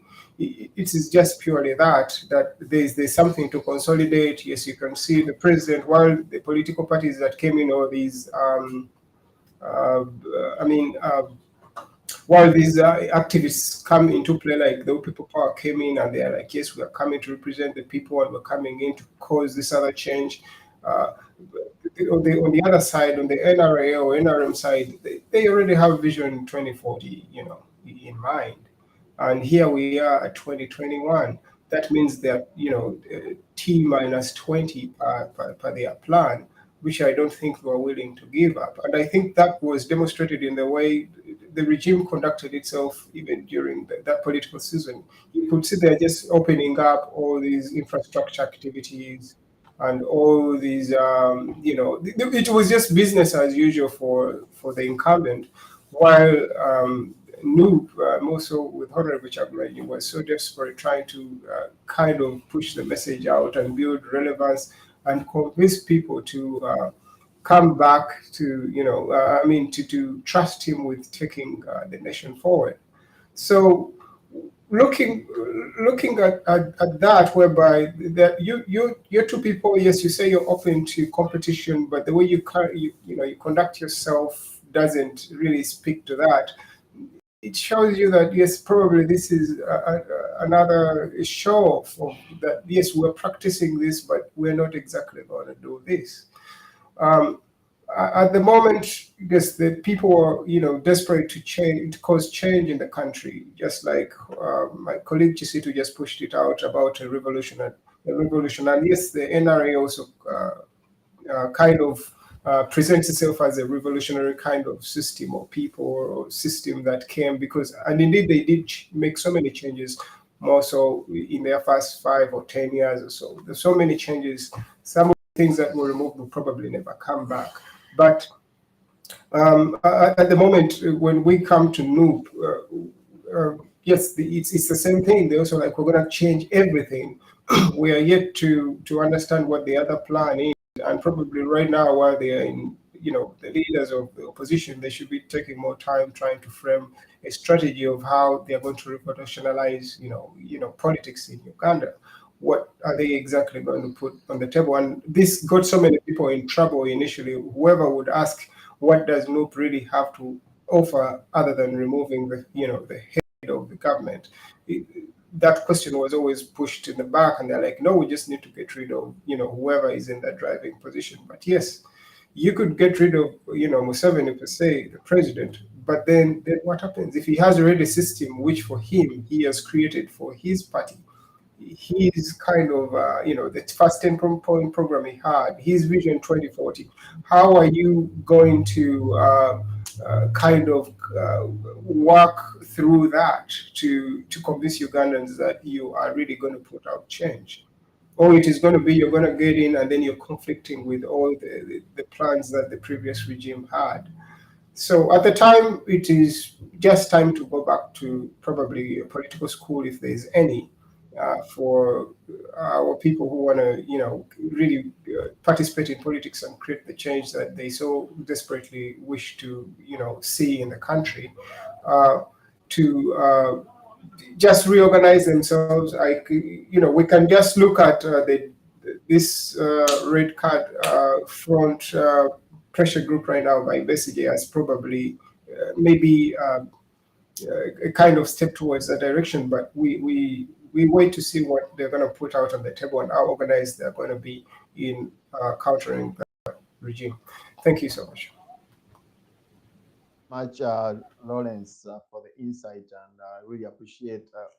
Let me bring in Dr. Joel. Dr. Joel, when you look at what we are having today, when it comes to rebranding, you look at almost every party is trying to bring in their dangerous substitutes, as I would call it.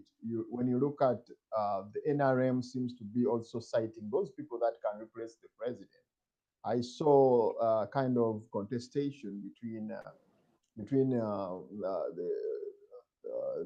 first son, Kainerugaba Muhoozi, and also the son-in-law of the president, trying, to do some kind of internal contestation, though he came out and, negated what was appearing. All these are kinds of rebranding process. When you look at the new front, the People's Front for Transition, they are also trying to bring in all people on board. And here comes also the UFCC. I think UFCC is also going to surface very soon, trying, to occupy space and, giving out what brand is best for Uganda. When you look at all this, is this the right time? Because we've just gone out of election, and I don't know how people are looking at this. I thought it would be politics or business as usual, but it seems like it is occupying the space once again. Thank you, Dr. Juko. I think that when you look at politics as a game, it's a game of strategy, okay, and it's a game of timing. And I don't think that the timing could be better to try to strategize for 2026. If you look at the United States, they were also in the election not way back, okay, but you can see that Trump is already setting a stage for another attack on the White House. So when you see all this rebranding taking place, you know that the opposition is thinking of what next, because we saw what happened in earlier this year and late last year. We know that we might not be able to continue with the same strategies.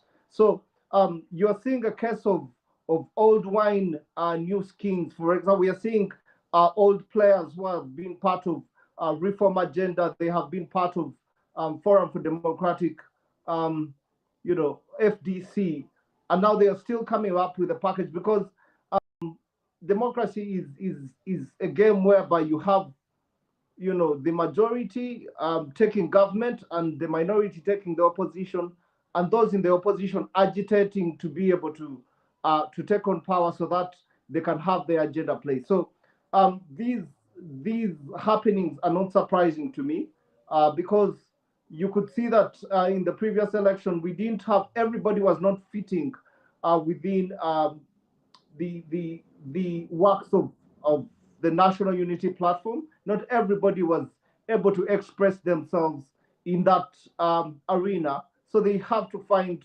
another arena.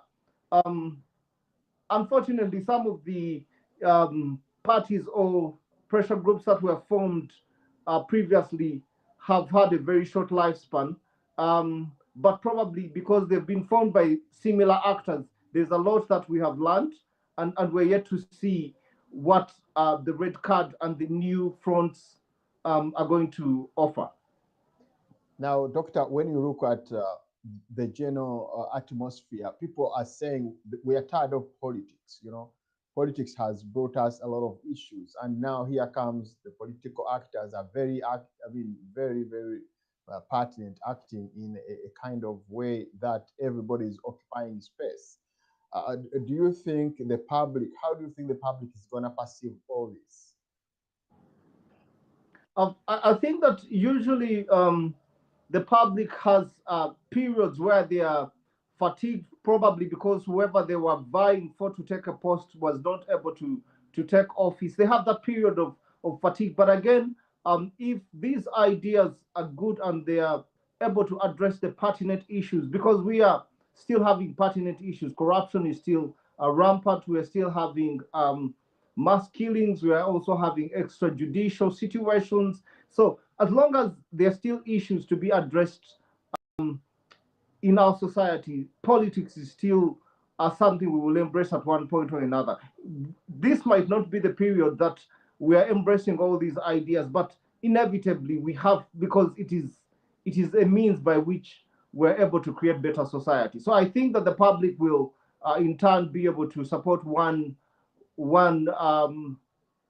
platform or the other, but it's not a failed effort. It seems like the traditional political direction has changed, whereby right now we are looking at basically slogans and a lot of talk instead of, as we mentioned earlier, there is a lot of activism rather than conventional political political approach, whereby people could come over and express their political ideologies and bring about what they are going to do. It seems like this time it's very unconventional. It's too much of sloganizing, telling a lot of stories and all that. What do you think about that as well? Is it affecting the political quality of our country? I think that society has transformed. Society has changed. If you look at even the social adverts that have been ongoing, for example, the things that people have found catchy during this time, you hear things like Tugabane, you hear things like Pakalast. People are responding more to slogans than big time content being uh, fed to them. They want something that is going to be catchy, is going to be exciting, and again, these slogans are just the icing on the cake. What really happens is that they draw the people in, okay, and then the actual issues or the actual visions for these different groups are articulated. What would be the downside of the slogan kind of politics we are having is if people are only packaged with slogans and they do not have real-time content. But I think the slogans call the people in, they excite them, they rejuvenate them, they awaken them from the kind of slumber that we are having where people are tired and they feel fatigued by the political situations. And then once the momentum is created and that wave is created, then the actual content can be able to be released to the public. So I think that because of the transitions that we're having in society, that is the way that our messages are being packaged. Thank you very much, Doctor, for the insight. Let me bring in Mr. Kisitu in this regard. Mr. Kisitu, when you look at what is happening now, there is too much of, seems like there is that competition for position, competition for space. And most of our people are really fed up of what is really going on. Would you please come over, tell us what you think about that? Thank you so much, the moderator. Rebranding, it is something that actually branding itself, that's where rebranding comes from. Branding is the act of giving a name to any product.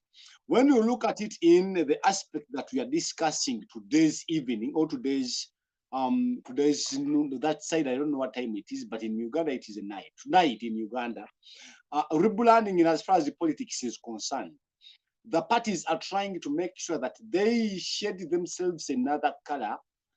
Meaning is that the trend, the model, the way they have been handling issues in the past has outdated. When you have a product that has been on market and you think that in the way of trying to bring it back on the market, you will have to make sure that you shade it another color, you give it another name, then you rebrand it. And that is what we are talking about today. This topic has come about, or this aspect has come about after looking at what Dr. Besigye, the chairman or the president of the People's Front for Transition, deputized by Lord Mayor Elias Lukwago and the other members. Rebranding would be so okay. I personally welcome rebranding. I welcome changing of actions and so on. But when you try to look at the history of the people who are within the People's Front for Transition, Dr. Chiza Besigye being a presidential candidate for a number of times. But that is Lord Mayor being the MP around Kampala region, and again the Lord Mayor Kampala still is the person controlling the house. And from FDC, after Dr. Chiza Besigye handing over everything to this gentleman, the name has gone on my head. The current president is the name has gone out of my head. No, but I'll say it out when I happen to remember it. Giving our power to the gentleman, then goes to the other ends, Masaka Road, Katonga, putting up the office there. Is it the people's government? And the president, that's another chairman being Dr. Chiza Besigye, and the vice president or the vice chairperson being Elias Lukwago, the Lord Mayor. What are their achievements? Being a teacher, I would say that we do not just promote a student to another class. We first of all have to look at the report of the student. How has the student fared in this class before I happen to promote this student in that class? We are looking at FDC. How did Dr. Chiza Besigye fare up in FDC? How many marks could I award Dr. Chiza Besigye in FDC? After that, as a teacher, I transfer or I promote Dr. Chiza Besigye to People's Government. How has the People's Government fared? When we are looking at the report very well, how was it fared? What are its achievements and failures? Should I again give it another vote to rebrand the People's Government to another movement, to another group, to another pressure group? Do I have to give it a yes? I give it a no or a one.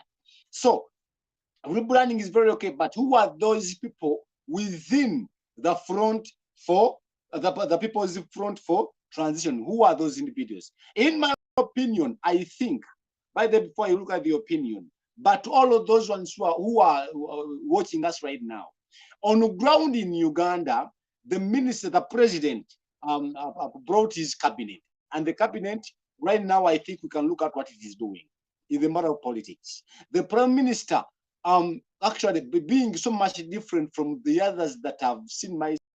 That is Mama Mbabazi. I remember seeing Ruakana Rugunda and others that have been there. I think we have not had that prime minister whose role has been to move down to ground to all parts of Uganda, And I remember, was it the other week or sometime back, was in the areas of Bunyoro, trying to find out how the government projects moving on that side. The funds, how have they been used that side? Still, today, I think is concluding the tour in Busoga region and the other side of Bugisu region. I think today she is concluding that side. And trying to bring up the hearts of the people which had been broken. What is the reaction to the opposition towards what the government is doing? Remember, the political era, the voting side is gone that ended. But now, how are we securing the support of the rest? How are we securing that? Thank you so much, the moderator, for the correction. Katonga, I've seen it, Katonga, that office, that side. How is the opposition trying to counteract what the ruling government is doing? Okay, let us come up with the People's Front for Transition. The issue is, what are the objectives of the People's Front for Transition? Are the objectives matching with what the other local Ugandan, the other beginning Ugandan, the other indigenous Ugandan down there in my village, deep in Chituntu village there in Impiji district, the other side of Kapirapeng, the other side of Nakapiribiti, is it meeting their demands? When you look at the aims and objectives of the People's Front for Transition in relation to the objectives, sincerely, are we going anywhere? Then different scholars have come up with different theories that someone, after seeing a party with red becoming very big, has to get another front that has to counteract the activities of this. Having those theories on the ground, what will remove all those theories on the ground? Let them go back on the ground and do work for the people. Still, no party tried in the central region, but in the north, what is there? Nothing. When you look at the west, what is there? Nothing. Western Nile, what is there? Nothing. Then they would at least come up with activities starting from the local councils, the parish, then as you go to the sub-county, consequently taking over the district. The persons who are at the front for this thing right now as we speak, they are people who cannot dance at the tune that that Uganda is on today.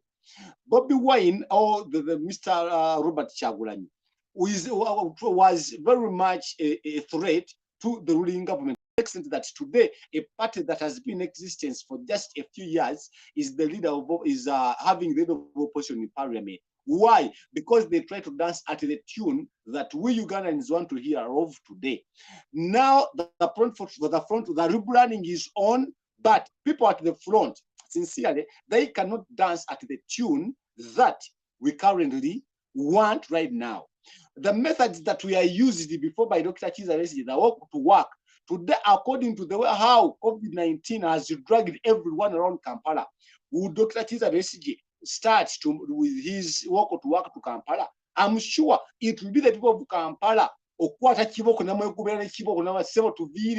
We are very much suffering, and you bring your work, they will chase him by themselves. Then we had they used to put on the black. What black was meaning? What? Those of this I remember those days. Could they come up with that now? All of those are out there as we speak. What are their new things that they're going to do, such that we can again also try to assess their impact with their impact, and we try to do something with it. As I conclude, as I wrap up, please, the Black Monday, thank you so much, my brother, Lawrence Semugoma. Black Monday now currently could not work because even people are looking for also to eat. People are very unemployed. People don't have anything to use. People are so much poor. So the Black Monday cannot work now. So if my recommendation as I conclude, we need to get new faces which have not been in the public. After having those new faces, the world will be so much eager to listen to what they are saying, as they did last Bobby Wine, new face. Yes, what is Bobby Wine saying? Then they followed.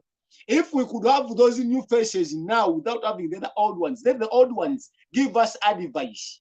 Give the new faces advice that let's do this and ABC, or we join those new faces, but not those people front for being at the front of the move. I'm sure we shall not have any impact within rebranding up to when the person marketing the product has changed. The model I remember very well, when you take up a new business somewhere and you be at the front, yet you have been in that old business sometime back. By the time it lost a name or reputation, then nobody will come even if you try to rebrand. I beg to submit. Thank you so much. Thank you very much, Mr. Kisitu. You've reminded me, a teacher of economics who's trying to explain branding. And thank you very much. Dr. Joel, is it something to do with the popularism versus quality? What is this? Well, I think that well, in politics, you're always stuck with the two. You know, you're always stuck with popularity versus quality. Okay, quality might make you popular. Okay, or you might just be popular necessarily without having the quality. But the best balance is when you have quality and you're popular, because we know that democracy is the dictatorship of the majority over the minority. So you have to have the numbers. It's a game of numbers. However much quality you have, for example, there are people who talked about General Mugisha Muntu having a lot of quality, but again, his brand of politics was not necessarily suiting the terrain, and therefore he was lacking on the popularity, and thus his party and his ideas were not well represented even in the current parliament. So we need the numbers, but then we also need the quality, because you're trying to create change in people's lives. Thank you. Lawrence, is it, should we say it's, does that symbolize the type of government that we can have when it comes to, you know, the people, the way people behave, the way they, you know, the activism, talk about the sloganization and all that? Is it a replica of the government that we can have? Yeah, thank you so much again, Dr. Jiko, for that question again. This kind of rebranding or so, Again, yes, we've already given a background to that as to why it was indeed, or rather, it is indeed necessary for any institution or group, or whether political or corporate, to rebrand. And it's in most cases just to seek relevance, to refresh. It's just like a refresher kind of feeling to the masses or the whole environment that, oh yes, we have a new idea right now. Forget what you had in the other release. This is even going to be better than what we had before. So for me, I look at it positively in that, because in most cases, rebranding is supposed to deliver more than what the old was, or what the former was. But looking at how Ant is, not exactly Ant.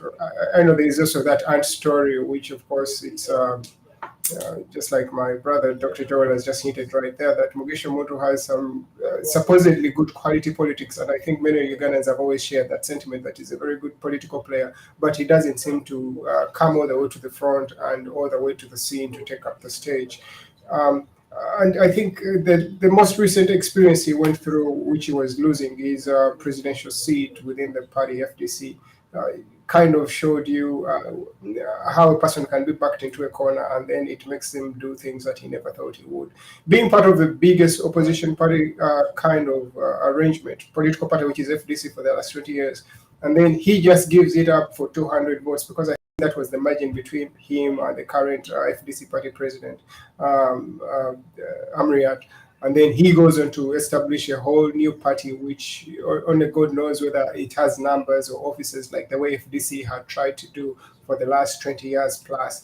It serves to show you what exactly, or what the kind of personalities or players we have in the field, just like Elias was just elaborating down there, that how, if these people were saying that they're transitioning or they are rebranding to something else, how have they fared in the past? I look at Muntu and I'm like, wow, he had a very good track record to the top. And then I think when he's supposed to run for president, I think then Dr. Besigye comes back into the game, and then it's all very disorganized. Then when he comes back for re-election, and then he has to contest this time as a party, as a national presidential candidate, then he's beaten off the seat. These are things you don't plan for, even however much of a character you have and a personality you have. You can see how that has played out. Now, a person like Besigye right now coming back again into the front, the FTP, is it the FTP right now, the other arrangement? It is a PFT actually. FTP is an IT term. It is the People's Front for Transition. So he comes up again. Now, him having, of course, the biggest experience and the biggest resume of all the other contenders that he's seated with on the table. I wonder whether when it comes to 2026, if there's a presidential race, who is going to, stand out to be the sole candidate, if this is going to be a kind of the same, it's going to operate the same way the inter-party kind of dialogue has happened before, whereby they have to choose the strongest person in there. And if again Besigye comes back in 2026, that he's the one who's going to take on the sole candidacy role. Again, this speaks a lot to the quality of politics we have. We can see that, yes, young people have come up. I think they've tried to demonstrate that, especially more so aligning. I think they did align with FDC before, and now they've aligned. I think we can agree that there's more alignment to NUP at the moment. But if the old players are not giving way, you can see the young people now went into forming the National Unity Platform, and that is where their numbers are for the most part. I'm not so sure whether PFT is going to have many young people in there. It's almost the same thing with ANT and all these other establishments that have come up. But we can't downplay any of those initiatives, because at the end of the day, you might be surprised. It isn't necessarily that the NRA or NRM was the strongest force even in the Bush War, but again, it emerged as the strongest. So I went to see what, how this plays out. It might be so early to tell, and I wish we had at least a member of the secretariat or the PFT group to come and elaborate what their strategy is, and how they intend to bring down the government without necessarily just sloganizing like you're saying, Dr. Juko, and then giving a red card. That has not yielded so much in the past with all the strategies we've had. So it's a good place to be at the moment to see how things play out. But yes, all efforts I think are welcome at this. Yes, Lawrence, as we try to wind up, you are a very good supporter or a good proponent of federalism and UFCC as a group that is trying to foster that kind of governance. What is your take into all this space whereby whoever that comes in doesn't give the full ideology or their policies as regards the social, political, and economic spheres of life in Uganda, and UFCC is coming to cover up that virtue? What is your take about that in 2 minutes? Looking at the way Uganda is at the moment, we all agree that yes, we are desperate for a change of guard. Yes, that is one, and I think that it only solves just one of our issues. But then probably the biggest issue we're facing, or issues we're facing, entrenched in the way we organize as a society. In form of what form of governance we're having. I think we wouldn't be having half the problems we're having right now with all this political prostitution we're having, where people are changing parties anyhow. And one day you're yellow, the next day you're green, and then the other day you're red. It doesn't really show that we're really running a healthy system. If people are moving up and down, something is exactly not right. With UFCC, I think it has to be one of the best solutions we might have to take on, or rather admit that is probably going to get us over the trenches where we are right now.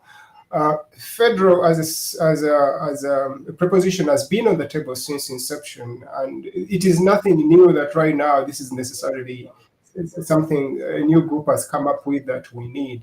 It has always been there, predating our own independence and all that. But there's always been a reluctance for the political players or the leaders we have. And this is because most are seeing a kind of a disproportionate kind of distribution of certain resources or assets. And they're like, no, if we were to go federal in 1966, 62 per se, then maybe the other places would have never developed. So there was a kind of line of thinking that no, let's first put everyone in the same kind of pot and then keep steering, and then maybe if it is sugar we are adding or salt to the pot, it's going to kind of spread out. 50 or 59 years down the road, we can all agree that the butter is not really spread across the entire surface of the bread. The people who promise to kind of break this kind of misalignment, or rather disproportionate kind of distribution of resources, are not exactly doing what they promise people to do. So UFCC, I think, is a good platform that we can all agree that can be given a chance, or should be given a chance, for all these political players to come and see how we can frame a new kind of reality for the country. I would wish to see what PFT's position is regards to a federal kind of system. And I think they've hinted about it somehow. Of course, it's not their biggest catchphrase in there, but I think it's in there. But we want to hear it come out more clearly whether this is exactly what they are trying to push for. Of course, it's clear that the current regime, that's not the direction they want. They've expressed that on a good number of occasions, even if it is supposedly the case that they were the current regime had promised to give federal to the people of Uganda per se. I think that's where I want to leave that.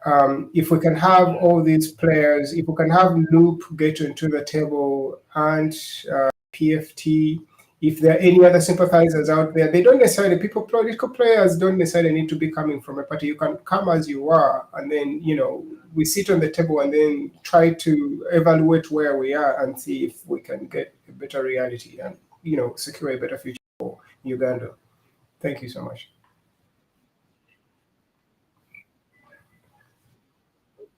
And how they are trying to function. They are trying to bring federal on the table. Would you please give your view as to what you think the federal, because now many political pundits are saying that the biggest problem of Uganda is the misappropriation of resources, as we have been trying to discuss about it. Now, political analysts are saying that one of the issues that we should look at is the federal system of governance, in which each person carries his own cross. People will be more active and, with a lot of passion when it happens in their own segments in terms of nations or states or tribes. What is your take about that? But, well, people use different forms of government as just, they just use them as messages for their new fronts, for their new strategies. But sometimes they're not even really committed to those governments. So I don't necessarily think that it may be because we're in a unitary kind of government, uh, governance, that we are failing. If we're carrying out what we're supposed to do in a unitary government, for say, if we're saying that if resources are allocated to hospital, resources get to be allocated to hospitals. If we say the education structure, schools are supposed to work this way, and we make sure schools work that way, I do not think we would have a failing society. Even if we have a federal state, which would be um, which would be might try to solve different issues of people owning up to the development because it's their particular region.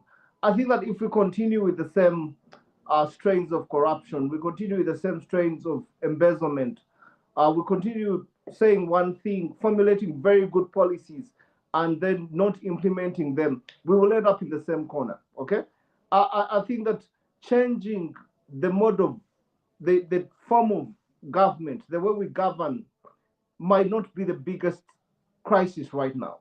The biggest crisis right now is that we are not doing what we are supposed to do. Okay, the opposition is giving ground when they're bribed, they're given small bits of money, and somebody will declare I'm in another system.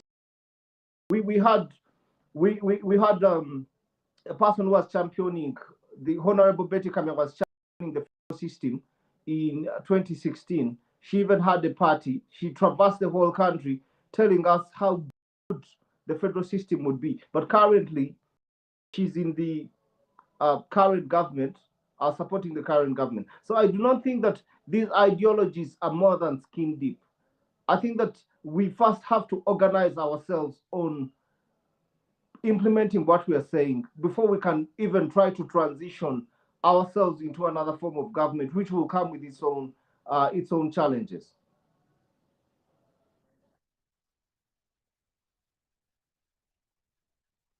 The discussion will have to continue on the platform.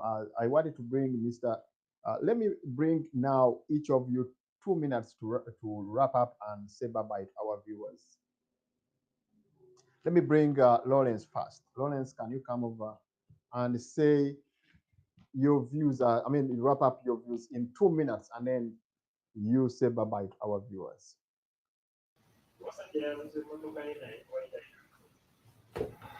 Thank you so much, Dr. Juku, for us this opportunity to appear before the wider world and share our message.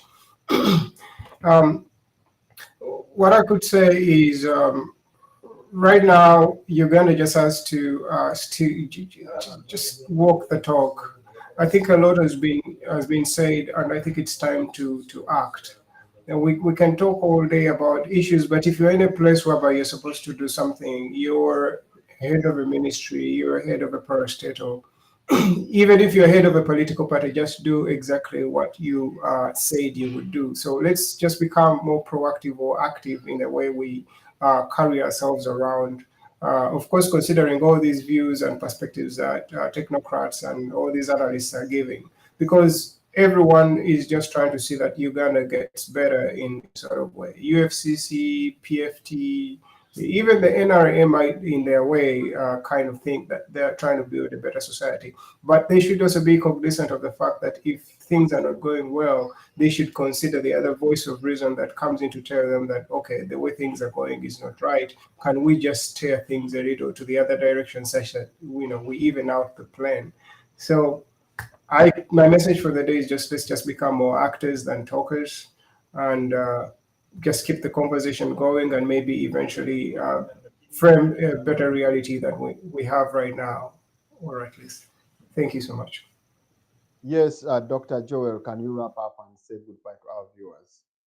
Well, thank you, Dr. Juko, for this for today. And what I would like to say is that all these political pressure groups and all this activism is very welcome, because we need to continue agitating and talking about the issues that affect us as a society, because that is the only way we can achieve meaningful change.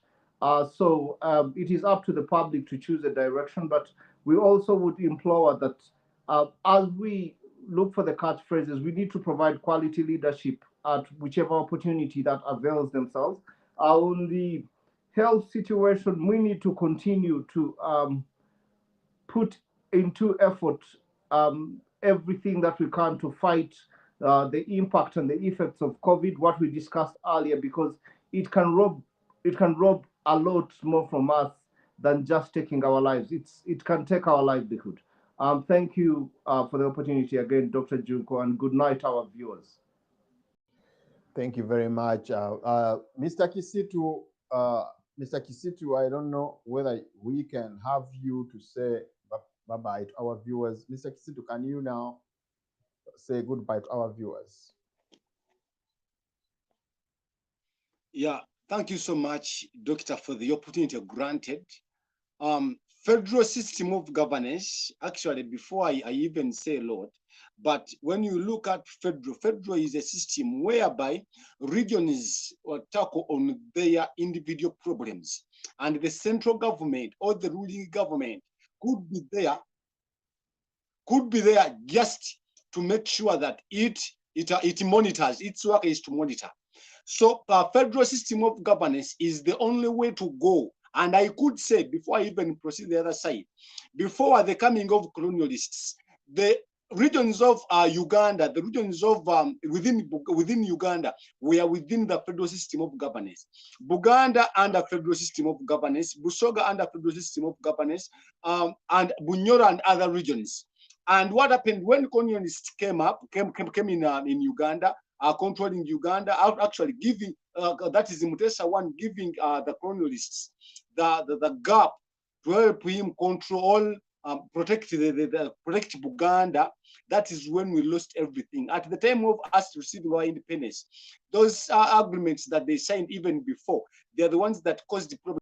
Even up to now, we are sure we are demanding for federal, but those in central government following the footsteps of Obote that they stepped in, are the very people, they are the ones that made the system not to act like the way it used to be. When you happen to look at those countries where federal areas have developed, the bottom-up planning is the major way of how we can develop.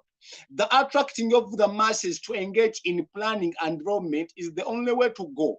The utilization of the local resources to develop the individuals in a given region is the only way to go. That is the other thing that countries that have developed have resorted to some time back. And therefore, when we look at the federal system of governance, is the only way how the world can fare out. We've had scholars who have come up in Uganda to advocate for federal, but who are those individuals that are on the forefront for federal? And they are the people that most of the world, the people could not even follow. We need to come up as UFCC. We need to come up and we tell the world what is federal, what were the advantages of federal before. Remember when the colonials came, they found us with the very good comprehensive system of governance, and they also admired it. Taking Buganda in that as a case study, they found everything so clear, and therefore that is what even most of us based on to say that Buganda or Uganda was never colonized. But We just invited our people. They came here. They found a system that was so clear. And therefore, just to know that in somewhere in courts, when someone sees you with something good, we would like to make sure that it suffocates that. The British found this in Uganda here very good. They felt jealous about it. And I think that is why they even reached a level that if we give them the federal system of governance as Uganda, that the way we found it, they would become so much bigger, even more than us, even more than them, because they found a system that was driving itself. And that is why even these puppet leaders that we have today are so much hesitant to allow us have the federal system of governance. As I conclude, I see that time is not a very good friend. Let us go back on ground, UFCC. I'm communicating now to that group. Let us come back on ground and we try to build structures such that we can tell them how advantageous is the federal. Sincerely speaking, in Uganda, we just have a few individuals who understand what federal is. Majority do not understand what federal is. Even when you go in schools when they are teaching, they rarely talk about federal system of governance. I don't know whether it is unintended government policy of not teaching the young boys and girls what federal is. But we need to have conferences that teach the people what federal is. After having all those activities being done, sincerely, nobody understanding will be against federal system of governance. But so far the start is so good. People that always follow us on this platform, they understand what federal system of governance is. Also, when I try to quote the words of the Kabaka on Bulungi Bwansi Day, who came up and said that Abaganda, all the Buganda people, to take a do kunonya ekifo kya Buganda mu Uganda. That statement means a lot. We are suffering, we are unemployed because we are lacking the federal system of governance. Our land is being grabbed because someone who is in control of all of these affairs doesn't know the history of the region that he or she is playing with. We are having the ministers who are trying to control the region whose history is not even known by them. I don't think that we, Muganda, would come from Buganda here, goes to the other region of Busoga, of Bunyoro, of Ankole, and understands how those things are being done. Yet you here in Buganda, you grew up taking matoke, taking those things that we eat here in Buganda, and you go the other side where they eat karu, and you think that this person will preserve the karu which is consumed in another part of Uganda. So let regions tackle on their own problems. That's the only way to go. That's the only way how Uganda is going to develop. Let the central government remain there as an overseeing body when making the national decisions, but let decisions be made at a decentralized level of governance. Let planning be decentralized. Let implementation of all policies be decentralized. I beg to submit. Thank you so much, the moderator. Thank you very much. Thank you very much, Mr. Kisitu. Thank you. I hope everything has gone perfectly well. Ladies and gentlemen, we cannot go beyond this part of our discussion. The discussion remains into the social media platforms that we have. Please go there, share our videos, and be able to talk about them and extend to other people that are ready to understand and give them give them some kind of sense out of what we discuss. Ladies and gentlemen, we thank you very much for listening to us all the time, for all your money that you spend to buy data, as well as thanking my guests for their tireless effort to make research and be able to give us the best out of it within the discussion. I also thank our producer for the work he's doing to make everything move into the best way. Ladies and gentlemen, it's very, very pertinent that we have our country at heart. Uganda is for every one of us. All the issues that we discuss here, we do that because we want to have the best of our country. For the purposes of good governance and good political direction, we urge you to register with the Uganda Federal Consultative Council which is going to sit very soon to discuss issues concerning Uganda in the federal system of direction. We employ you for all the effort that you do. We have a lot of people that have registered with us, and we hope we can have more and more. We want experts. We want politicians. We want religious leaders. We want everybody on board. And then we sit down and decide to where Uganda should go. I can't go beyond that. See you on Sunday once again. God bless you and God bless Uganda. Bye-bye.